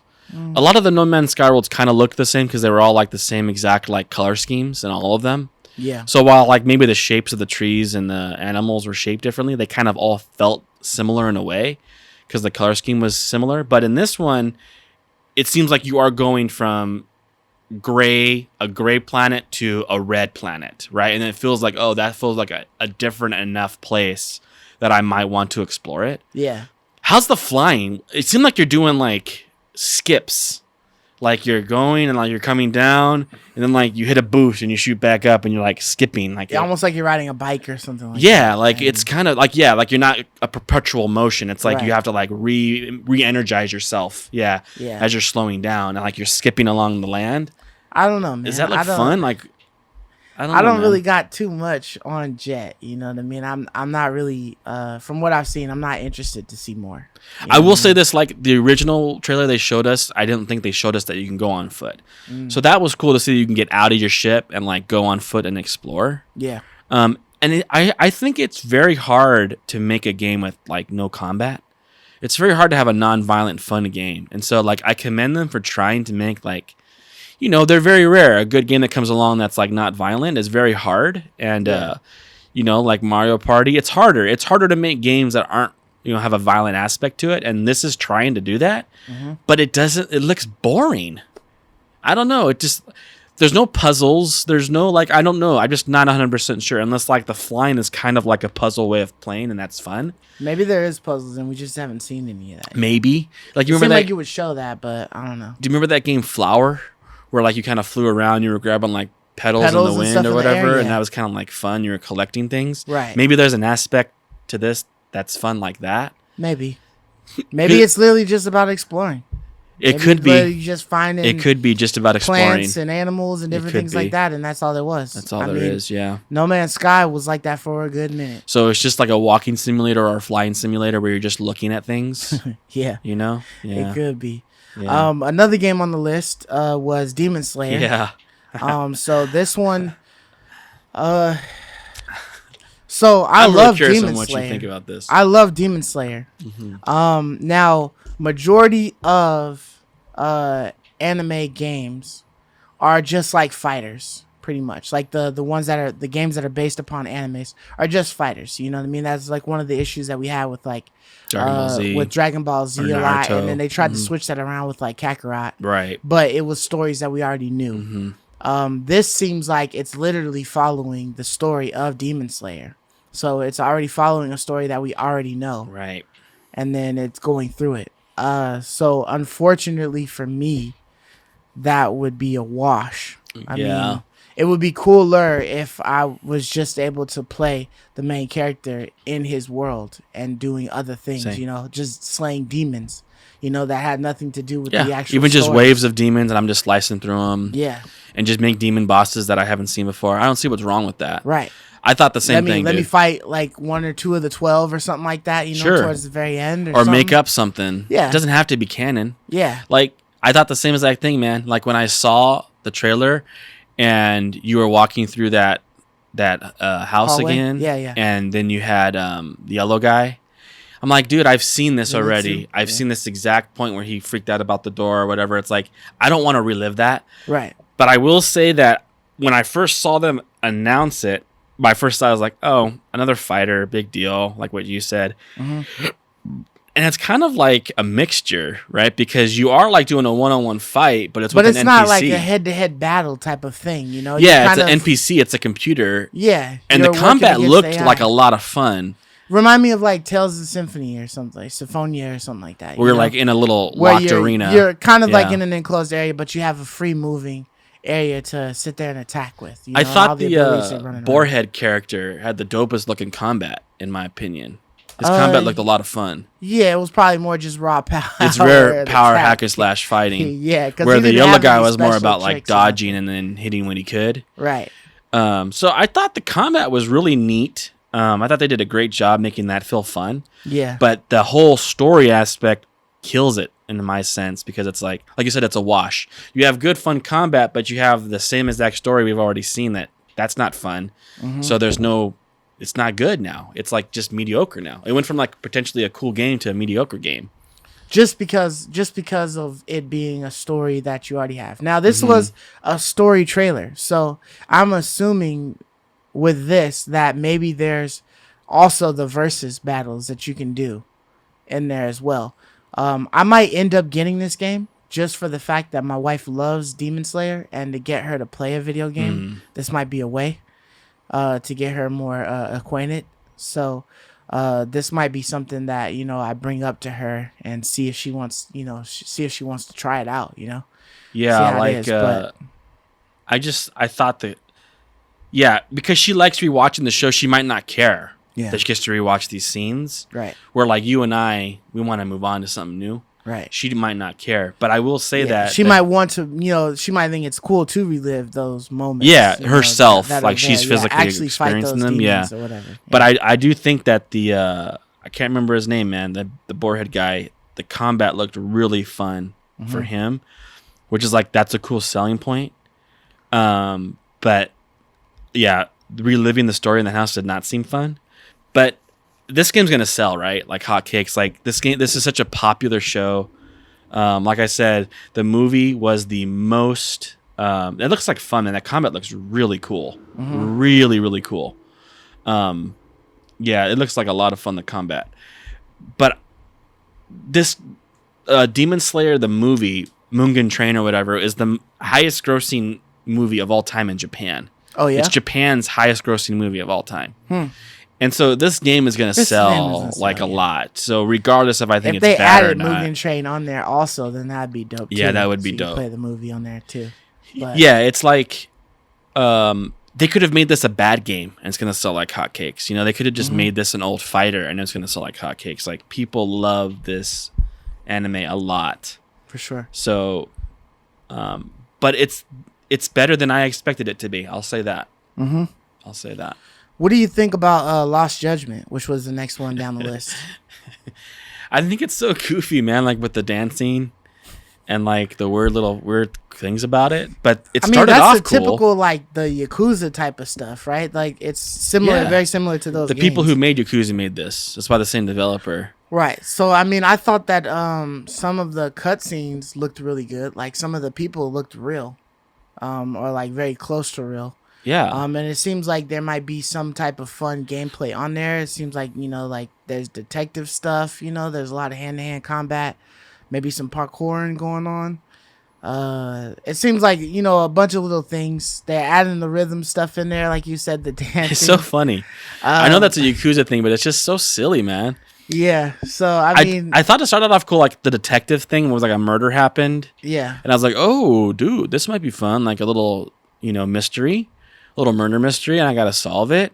And then it, you know, it's cool, and then it kind of goes in these weird, wacky directions, and then it comes back to something cool. Like, oh, that's weird. Oh, that's cool. The fighting's cool. Oh, that's weird. Oh, that's sweet. That detective scene where he's like examining the region, that's cool. Right. So it's just funny. They have these little weird aspects to it, and then these really cool aspects to it. So, yo, did that dog seem as vicious as what it sounded? The dog? Yeah. When the dog attacked the man in the trailer, that shit sound like a Rottweiler or something like big, not no damn Shiba dog. Like, like that dog looked cuddly and shit. Like it didn't look like it was ferocious. It looked. They were making it look like a Shiba dog, but it looked ferocious. The dog, the dog bark sounded ferocious. Yeah. When he bit him but it shit, looked like a Shiba dog. A big ass dog. Like, ooh shit, your hand is gone. But like that dog did not look like that when he was going. I was kind of a little confused, but yeah, you know, hey, so it just seems like they're doing a lot. They're doing a whole lot in this game. But I thought there were some cool things. I like the detective aspect. I like solving mysteries. Yeah, the combat did look cool. To me, this is like one of those things that I might pick up for like $10 or something like that. You know. Like I wouldn't drop man. Like a whole 40, 50 yeah, on this. This is like you buy it used later on. Yeah, Yakuza's not really my style, you know. I think, didn't we get one of those type of games for free at some point on the PSN? Well, you can get, I think, all of them or close or many of them on Game Pass. Oh, okay. So if you want to play Yakuza, you can go up Game Pass and play them. Okay. I don't know if Judgment's on there. Yeah. I'm not sure if Judgment's on there. But I just crack up, man, like in that dance scene when he's doing the thing. He's like, oh, got that grin. That little cheesy grin on. Yeah. It's like, dude, it's so freaking cringe. All right, so on to the next one, right? Death Stranding. The director's cut, they showed that. They showed a little bit more of it. Like, how do you feel about the director's cut? I know we talked earlier about the fact that they were adding a $10 charge for you to play that shit on the PS5 Not happy with the about PS5 that. version. Death Stranding, as we said on the last podcast, it's a weird ass game. It's a package delivery simulator type of thing. It's a UPS simulator. The fact that there's a director's cut, any of this shit like enticing you? Yes. Actually, yes, I will say, because it looked to me like they were adding in all the things that we were complaining about last time. So last week when we talked about the director's cut being announced, we were like, it's a weird game, man. I don't think I want to buy this. It's just a walking simulator or a package delivery simulator. This is just FedEx the game, like you said. And it's like, I thought it was that way too. But dude, it looks like they're adding in things. Melee, I think, is being like added in. They added guns. Guns is being like added in. Like action is being added in. And that was like, wait a minute, maybe this will be. Did it have guns before though? Is my question. I mean, they talking about mounted guns and laser lasers and stuff. They have like that. a new gunplay experience. I do think there might have been guns. I don't know. I didn't play it, but I think it's like a new, like upgraded. So it's like upgraded combat, upgraded gun mastery. That's the only thing I couldn't imagine. Like, how would you have dropped this game before and not had that in there? I know. Like, what would have possessed you? Why is this the director's cut? You think this would be the original game? So seeing this stuff does honestly entice me. Like, it looks like it's more my kind of game now. Yeah, like or at least giving you more than just dropping off packages. Right. I mean, it seems like there's more to this game. Yeah, maybe that's just because you're actually seeing more. Like, maybe I'd have to like watch somebody play the original and see like, okay, what's this all about? But from all of the trailers and everything we've seen in the past, it just looked like you just walked around and dropped packages off, and that was literally your whole thing, running around with ladders to get across chasms and shit to drop a package off or whatever. Yeah, and this is like invisible monsters and all that. This to me is like, it's like a really interesting story, but it's kind of excruciating to see the story because the gameplay is so boring to go through it. And this to me is like a repackaging in it to make it more palatable. To where like, okay, I think now I can eat that meal. I think I can do it now. Like, I needed a little more, a little more salt in that. A little more cheese on there? Yeah, I need a little more cheese, a little more salt, and then like that works now, right? And I think like that's how I kind of feel about this. Where it's like, okay, I think they added a little bit more of that flavor, to make it, maybe I can play and get through this game now. Maybe I can actually see this story that everyone's talking about and actually have an opinion on it, because I was turned off by it originally. So I guess the question is, all right, so I know that there's like an upgrade, right, from $10 or whatever for Death Stranding, but is the $10 going to give you the director's cut for the PS5, or you'd have to buy the PS4 version of the director's cut and then pay $10 to get the PS5 version? The way I understand it is, we're rebuying this game. Okay. I don't know how it works if you already own. That's a good question. If you already own the PS4 version. I'm curious as to, like, I'm like you, is if let's say I bought the PS4 version right now, like at a deal, can I get like the director's cut, like you said, $20 more or something like that, or $10 more? Or do I have to? Yeah, it looks like you can buy the whole thing for $59 on PSN, of course, the director's cut. Oh, the digital deluxe. Okay, yeah, it is $10 more. You're right. Okay, yeah. So Death Stranding PS4 owners can upgrade to the director's cut for $10, and you can transfer your game for $5. The PS4. Yeah. Oh, so if I own the PS4 version for $10 more, I get the director's cut editions, all that bonus content. Yep. But the standard version, the standard edition is $50. Like if I don't own the game at all yet. Right. Yeah. But I mean, you could go on offer up real quick, find Death Stranding for like maybe 10, 15, and then get that off with another $10. You know what I mean? See, that's what I'm hoping. See, this is a much more reasonable sense of the $10 because they're not charging me strictly for the use of my PS5's power. It's for features. For the upgrade. Yeah, it's for features. The DLC, right? Or The whatever, content. The yeah. So that is much more palatable than what they're doing with Ghost of Tsushima, right? So yeah, I can see myself getting this one, man. I can see myself buying this. Yeah, man. I mean, I'm seeing Death Stranding's on offer up for like $15, $20. Yeah, exactly. So I mean, if you paid $20 for the game, and then you just paid $10 for the director's cut when it comes out, like you on. Right. Like, that's cool, you know? Exactly. Yo, the little limited edition PS4 was kind of fire though. Had like an orange see-through controller. Oh yeah. A white PS4 with like black handprints all over it, like paint handprints. But yeah, so I mean, that's interesting. You know, seeing like all of the guns and things like that. Like if this is more to it than just walking around and like trying to be afraid of these monsters and get around them without any combat, then you know, I wouldn't be for it. But if it's got extra stuff, you know what I mean, you're able to shoot things and whatnot and like fight, you know, for your life, then I'm probably more inclined to pick that up. Like the director's cut might be what is needed. Right. For it. Yeah, exactly. Which is, I'm totally on you. You're right. For a $10 fee, you can upgrade your PS4 version. That's totally bomb. Yeah.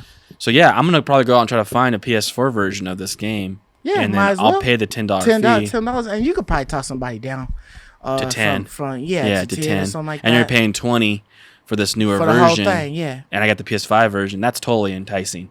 Right. Yeah, I could probably almost say for certain I would probably play this on launch day. This is gonna be I think so, when man. does it come out? I think so. Oh, September 24th. I think so. And I was reading too that the Kojima was saying that the content is not just like bolted on. Like, you know, with like Ghost of Tsushima, they just like screw on a new island. There you go. There's a new place to go to. It's like a bolted on add-on. Yeah. You have like your world and they just bolt on a new place. Right. This is like the content's interwoven. So like so it's you like, could be going through the story and there's new shit in the story that you never saw. Right. It's interwoven into the game, which is kind of a unique way of adding in content, where it's not just like a new place to go. Well, but it almost feels like an actual director's cut, right? Yeah. Like when you're thinking about right. movies, right? You're right. And you look like at the Snyder cut. Yeah, Zack Snyder, and then you look at his like director's cut or something like that. Like there's a lot of shit in there that wasn't. It feels different. Like so, the whole thing feels different. Movie, you know what I mean? That's such a great point. A whole different game. So Ghost of Tsushima does not feel like a director's cut. It should be called. Well, I'm not sure what the DLC director's content cut is like. I know that they were adding on the island and charging you extra for the PS5 version, but I honestly don't know if there was anything extra in the story. There isn't that they were giving you. There isn't. So just the same story, right? I mean, of course, you have your feedbacks now. That's not a director's cut then. Why would you call it a director's cut? They call it a director's cut. I know it's not Is technically the island a director's what was cut cut. out by the director or by the team, and the director was like, "Oh, I want an extra island in here." And the team is like, "No, we can't do it." You know, I don't know, man. I don't know. I gotta look more into the Ghost of Tsushima. But this is a director's cut done right. You know, like this is going to be really neat. I think I'm excited for it. Definitely. Yeah. For sure. So, all right. So for the last one, the last part of the state of play, the last of the topics, Deathloop, right? So we already know that the whole reason for the state of play was Deathloop. We should have seen it coming. We thought it was going to be some other shit, but Deathloop is it. They showed us quite a bit of Deathloop. They gave us a lot more in-depth, almost 10 minutes into it. And I got a better understanding of the game. So, with us seeing this as it is now, how do you feel about it? I don't know if you had really like different thoughts. I had different feelings about the game before, but this has opened my eyes a little bit more to the game now. But me too. So I wasn't super excited when they said that they were going to show Deathloop in the state of play, because in my mind I was like, man, we've seeing some stuff. I've seen this enough, you know. Like I already knew it was going to be like Dishonored, and I think this trailer kind of demonstrated that it looks just like Dishonored and feels just like Dishonored. Yeah, with the teleporting, and the way you're holding. I think like because I mentioned that, and you were like, maybe. I think you were like thinking maybe it is, but now I think this kind of confirms it. Yeah, like it's almost like Arcane Games has their own little style now. Because the characters even look like the animation looks like, and even that other one, like Dishonored. That other one they're bringing out, Red Dawn or something like that, that looked like Dishonored too. And it's like, I think that's fine. I think that's cool. They have their own little kind of like style. It's like Borderlands. When you see, or like Fallout. When you see it, you know who it is. You know what it is. Like with Borderlands, when you see it, I know that's Gearbox. That's their style. Yeah. That's Gearbox's way. Right. So I think that's kind of cool. And it there's some things to say here, man. Like, okay, I didn't really think so much into the whole looping mechanic, and as I watched this, I was thinking to myself, wow, I think this is Returnal done right. Like, in my opinion, like, this is what I kind of wish Returnal more so was, and I'll explain why. Because when you come back, it's the exact same world. It doesn't change. Like, so it is like, the movie Tomorrow. Yeah. Edge of Tomorrow. Yeah. With Tom Cruise. That's more how I imagine because you know what's game. going to happen, right. So you know to avoid it or exactly. to handle that situation you know differently. exactly what you're going to see, and that's exciting to me. Like, that notion is cool where like I'm coming back, but this world is the same, and so I can trick it. Where like it doesn't feel that way in Returnal. It's a whole new map, a whole new reel. Yeah. And it's like that's disheartening. And also, you take all your guns with you, bro. Like, you take your arsenal. They were talking about in the world, you collect an arsenal and you take it back with you. And it's like, see, when you find that dope gun, this is what was one of your main complaints about Returnal, was that I have to go refine it again. Here you don't. If there's a gun you really like that was dope, you take that with you. You bring back stuff with you. That's like my only thing is you bring stuff back with you. Explain it, but there was something that I was seeing. It had something to do with like when your character dies, that you can find your corpse in that world and collect your energy. It was the energy that let you upgrade your dude. I think. I thought it was an item that was on him that you could collect. So I thought that would be the only way you would be able to get like a good gun that you had, would be like to find your body again and pick that gun up again. I think at the end of every mission, you have the resource, that item you pick up off your body, or you collect throughout the game. The way I understand it. Is there a mission? Because I thought this was literally a straight shot, point A to X. What I mean by mission, is once you kill a target. I'm thinking maybe like, this is my opinion. We weren't told. Yeah. But the way they made it sound is like you have a resource that you spend that lets you upgrade things and keep things. Uh-huh. So the question is, when are they letting you use that resource? So my guess is in between assassinations. Uh-huh. Because like that's another thing too. I think it would have to be that way, right? Because when that girl comes in the world, is she just going to chase me now for the rest of the game? Or does she come in and out between assassinations? Well, it looked like she was hunting you. And so she just hadn't located you. So it's like almost like you stir up enough shit in the world that she knows, okay, where you're at in a general location, and then she's just on your ass after that. You know what I mean? Until you kill her. And then she's not bothering you anymore, but you still got to kill the other people. And then, if you die, it's like a rinse and repeat. Like, she just has to find you. So you're never going to take like the same exact path with the same exact time, the same exact, way. Right. So she's never going to always just find you in this one area. You know what I mean? You could be somewhere else. And my question is like, once she joins, is she there for the remainder of my loop?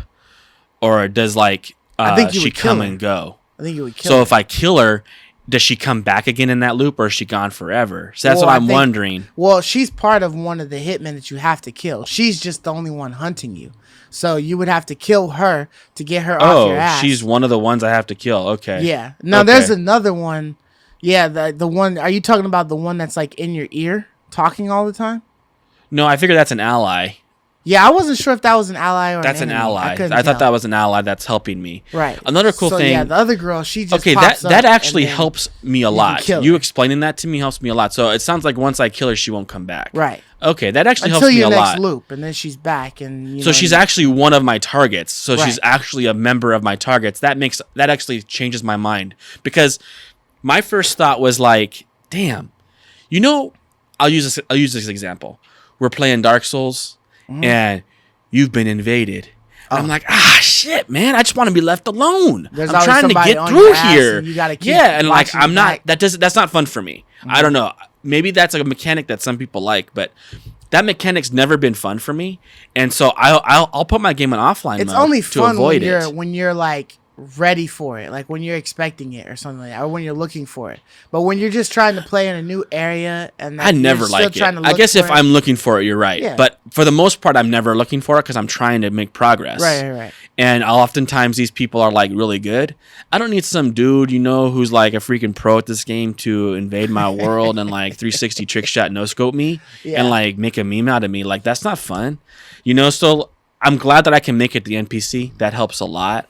And now hearing that she's like one of my targets that I have to kill to finish this loop, that means that it's not just a nuisance. It's actually like part of someone. I have to go find her. Like I have to kill her. Yeah, she's gonna have to die. So she's gonna have to die. Yeah. And then once I do, she's done, and I don't have to worry about her. Move on to my next target. Yeah, at least that's what I got. From, if that's true, that helps me a lot. Dude, that helps me a lot. Because it seemed as if like you have like I think the 16 guys or whatever that you have to kill, and only one of them has been assigned the task of hunting you, or knows you are here and is coming after you. Like I think the other ones like know there's somebody here and they're going after somebody, but they're doing their own things, and there's only that one psycho chick that's coming after you and is like, steady looking for you. So that makes a big difference if she doesn't keep coming back over and over. I was thinking it was like Dark Souls and Invasion. You know how like the invasions kind of keep happening? Yeah. And like it's always interrupting my run? But invasions are like other people, you know what I mean? Now it'd be different if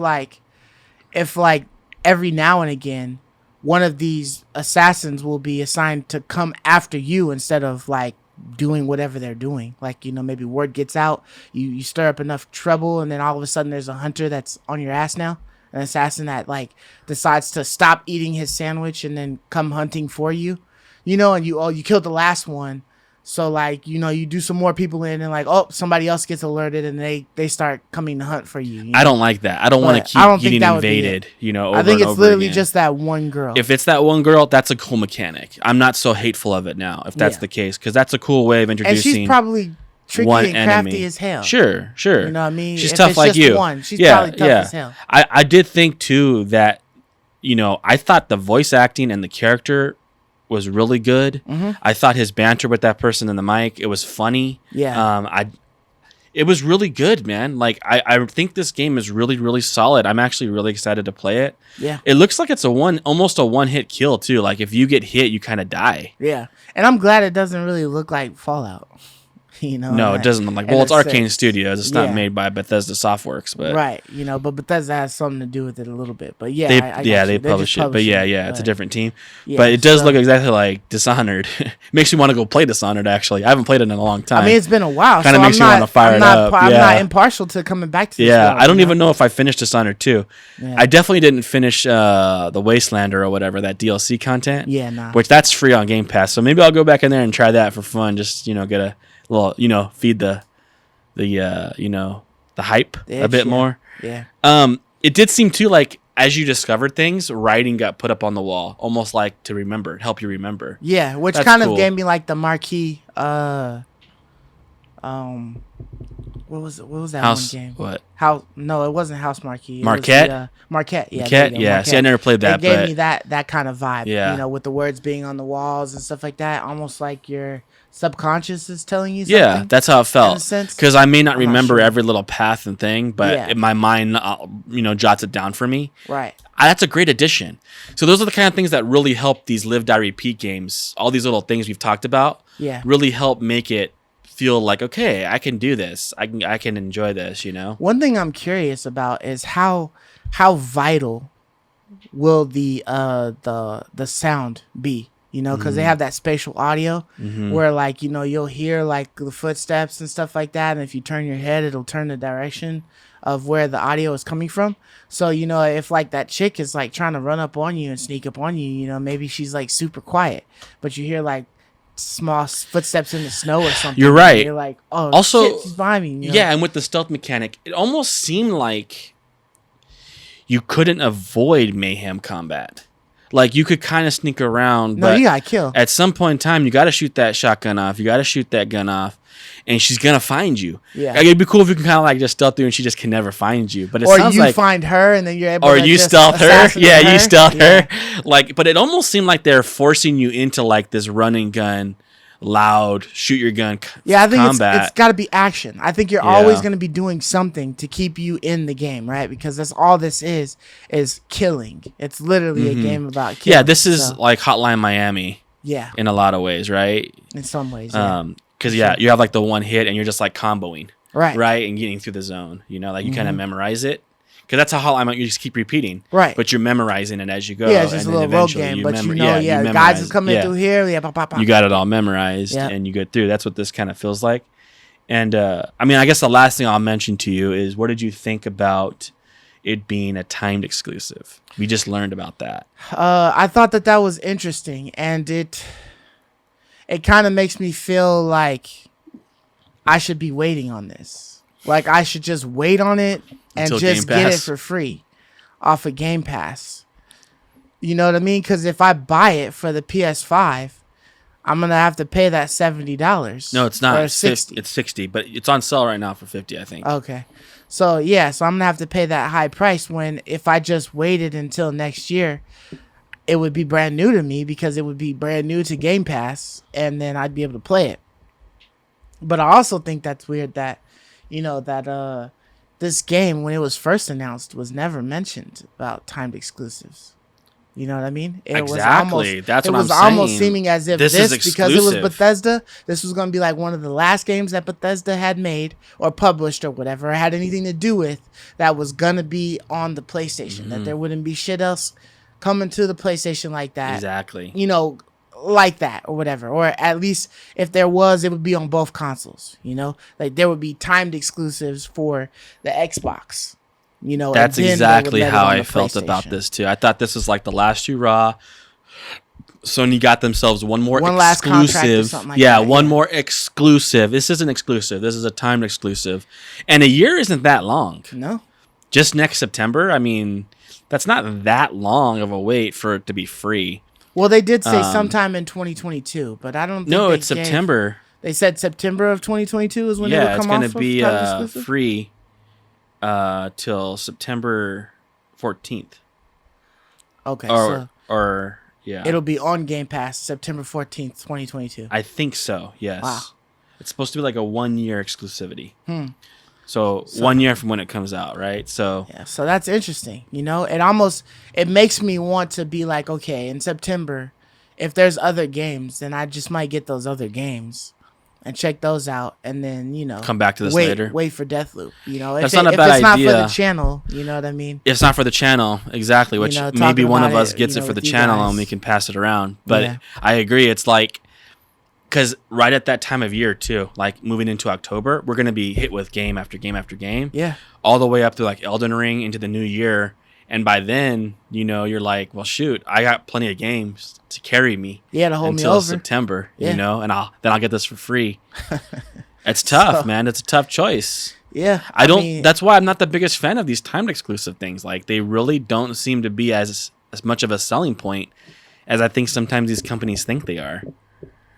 Yeah. People wait. Yeah, I think it's more so if there was a drought. Like if Deathloop had have come a drought out matters when it was supposed to come out, I think that everyone would buy it would have been Yeah. it would have been done, and we probably wouldn't have even known about the timed exclusive at that point. We would just bought it we would've because just we needed bought a it. game to play. Yeah. You know what I mean? But the fact that now it's like it's been so long, and then there's so many other games that are coming down the pipeline too, because they've been pushed back, further and whatnot. You might still be playing Kenna, you know what I mean, in August, Exactly. And this thing, comes out in September, so you're like, I'll just wait.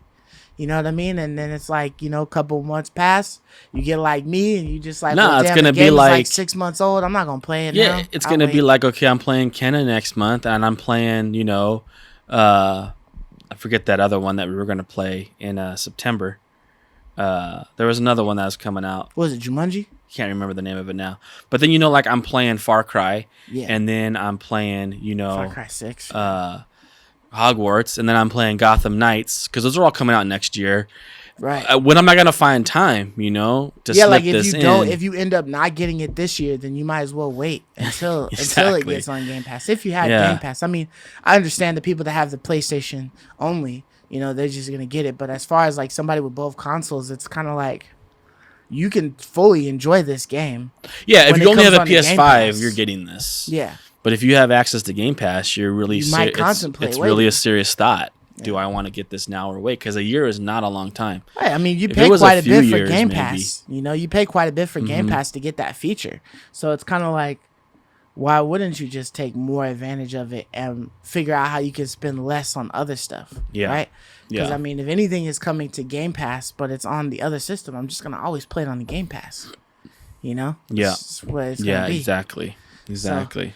I mean, that's interesting, So It's a choice. I'm trying to see if there'll be any more like that. I'm curious to see if Bethesda will allow any more of their newer games to be on the PlayStation, like later on. Oh, as down timed the line. exclusive kind of thing. Yeah, as like Xbox is doing a timed exclusive. Like, hey, it's here day one, Game Pass, free $99 all the time, but in a year, Yeah. we will allow PlayStation to get I wouldn't be surprised, and I think that's the way. That's really one of the only ways to do timed exclusives is when you can hide it, because I think because this is like an agreement, it's kind of got to be disclosed to the public, like just so you know. I guess, but I mean, honestly, I don't know if we would have heard about it being a timed exclusive if it had released 3 months ago when it was supposed to release. We may have not have taken note of it, but I think it would still have to have been disclosed, like on the box somewhere. or just told to the public that Sony would have. It's probably part of like the arrangement. Yeah. But but Sony doesn't have to say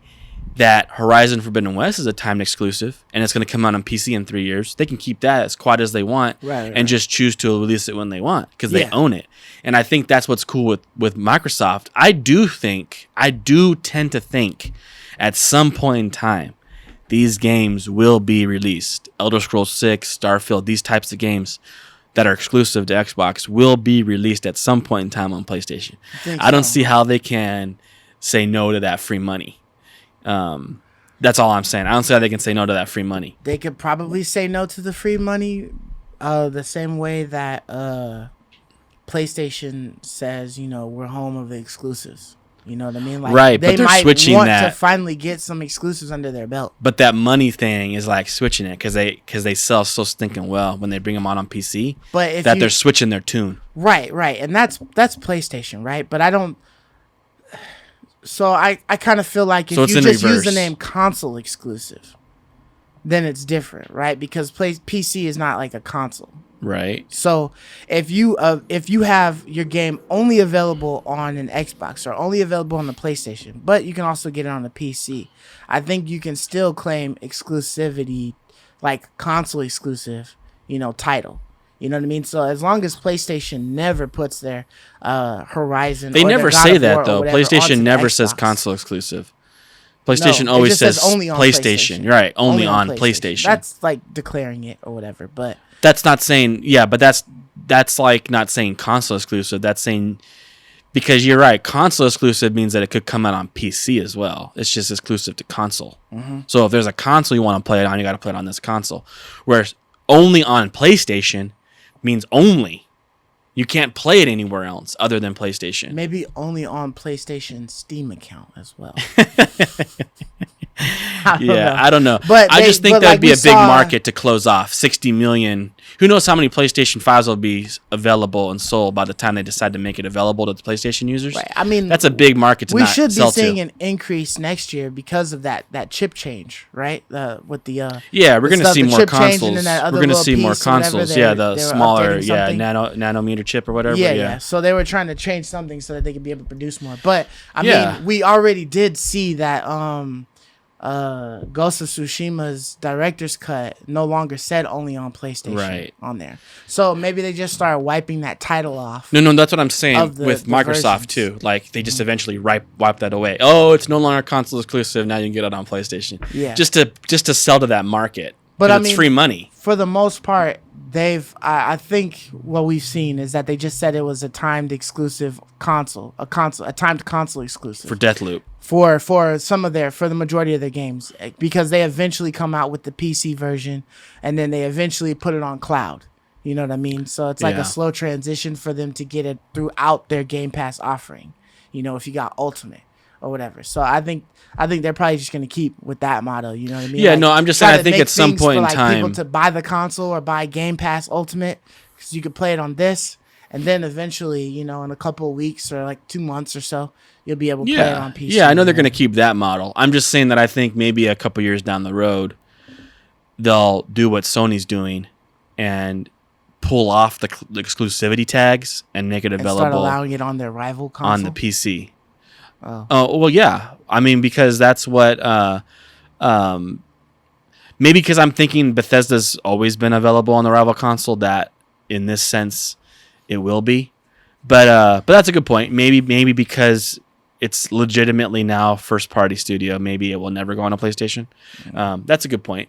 But I think maybe I'm thinking just in terms of like, because it was always Bethesda was always available. If you're thinking of it as it's still moving as if it's its own entity, right? That's maybe what I'm thinking of in terms. But if I think of it in terms as like, yeah, in terms of like Insomniac Games or Naughty Dog. Yeah, if it's in those terms, then yeah, I would never see a Last of Us on an Xbox. You're probably right there. So yeah, that's a fair point.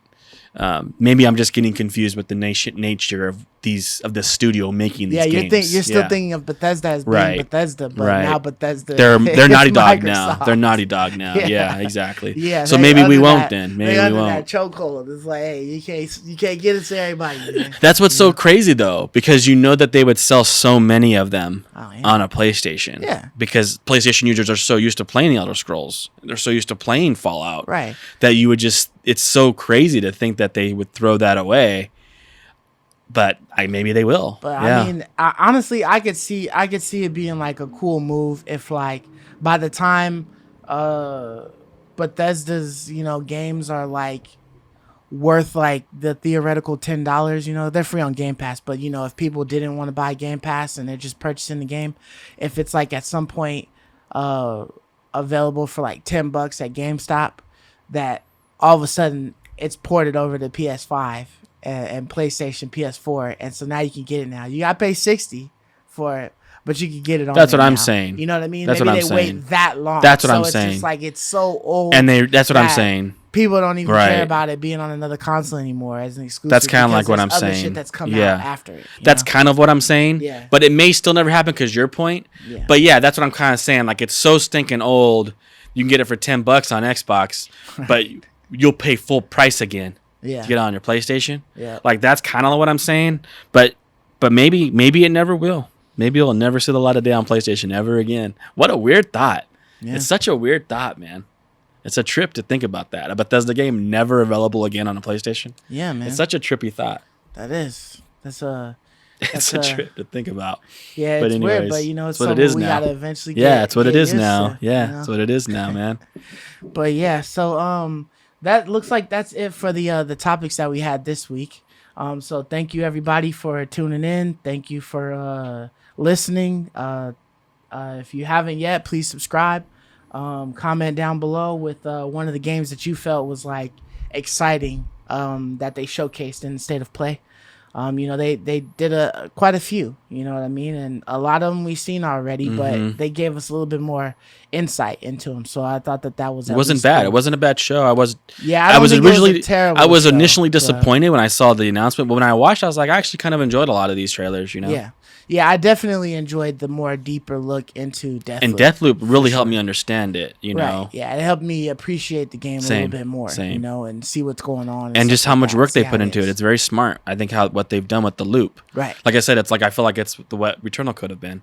So it's really exciting. I'm pumped. So yeah, once again, the Patreon link is down below if you guys would like to support. There's also a shop there just in case you guys want to get any WLG shirts, be part of the Schmgiggins group or anything like that. I don't know if I got the mugs on there, but I'll put the mugs on there just in case you guys are interested at all. Yeah, so until next week, we'll catch you guys later. Deuces. Peace. See you. I love you, me.